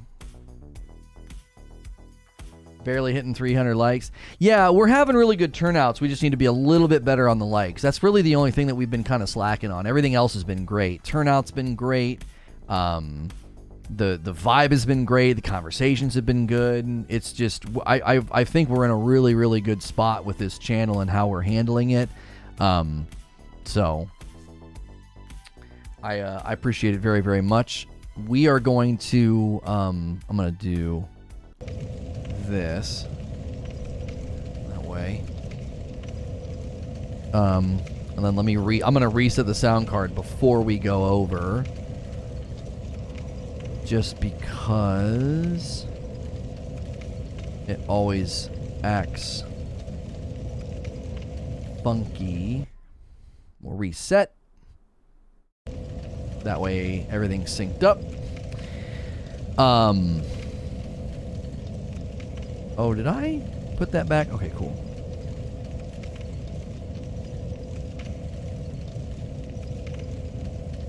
Oh, it's a joke. It's an ongoing meme online that the DAG is making parents feel like they're not doing enough. Oh, okay. All right, so that's where we're going.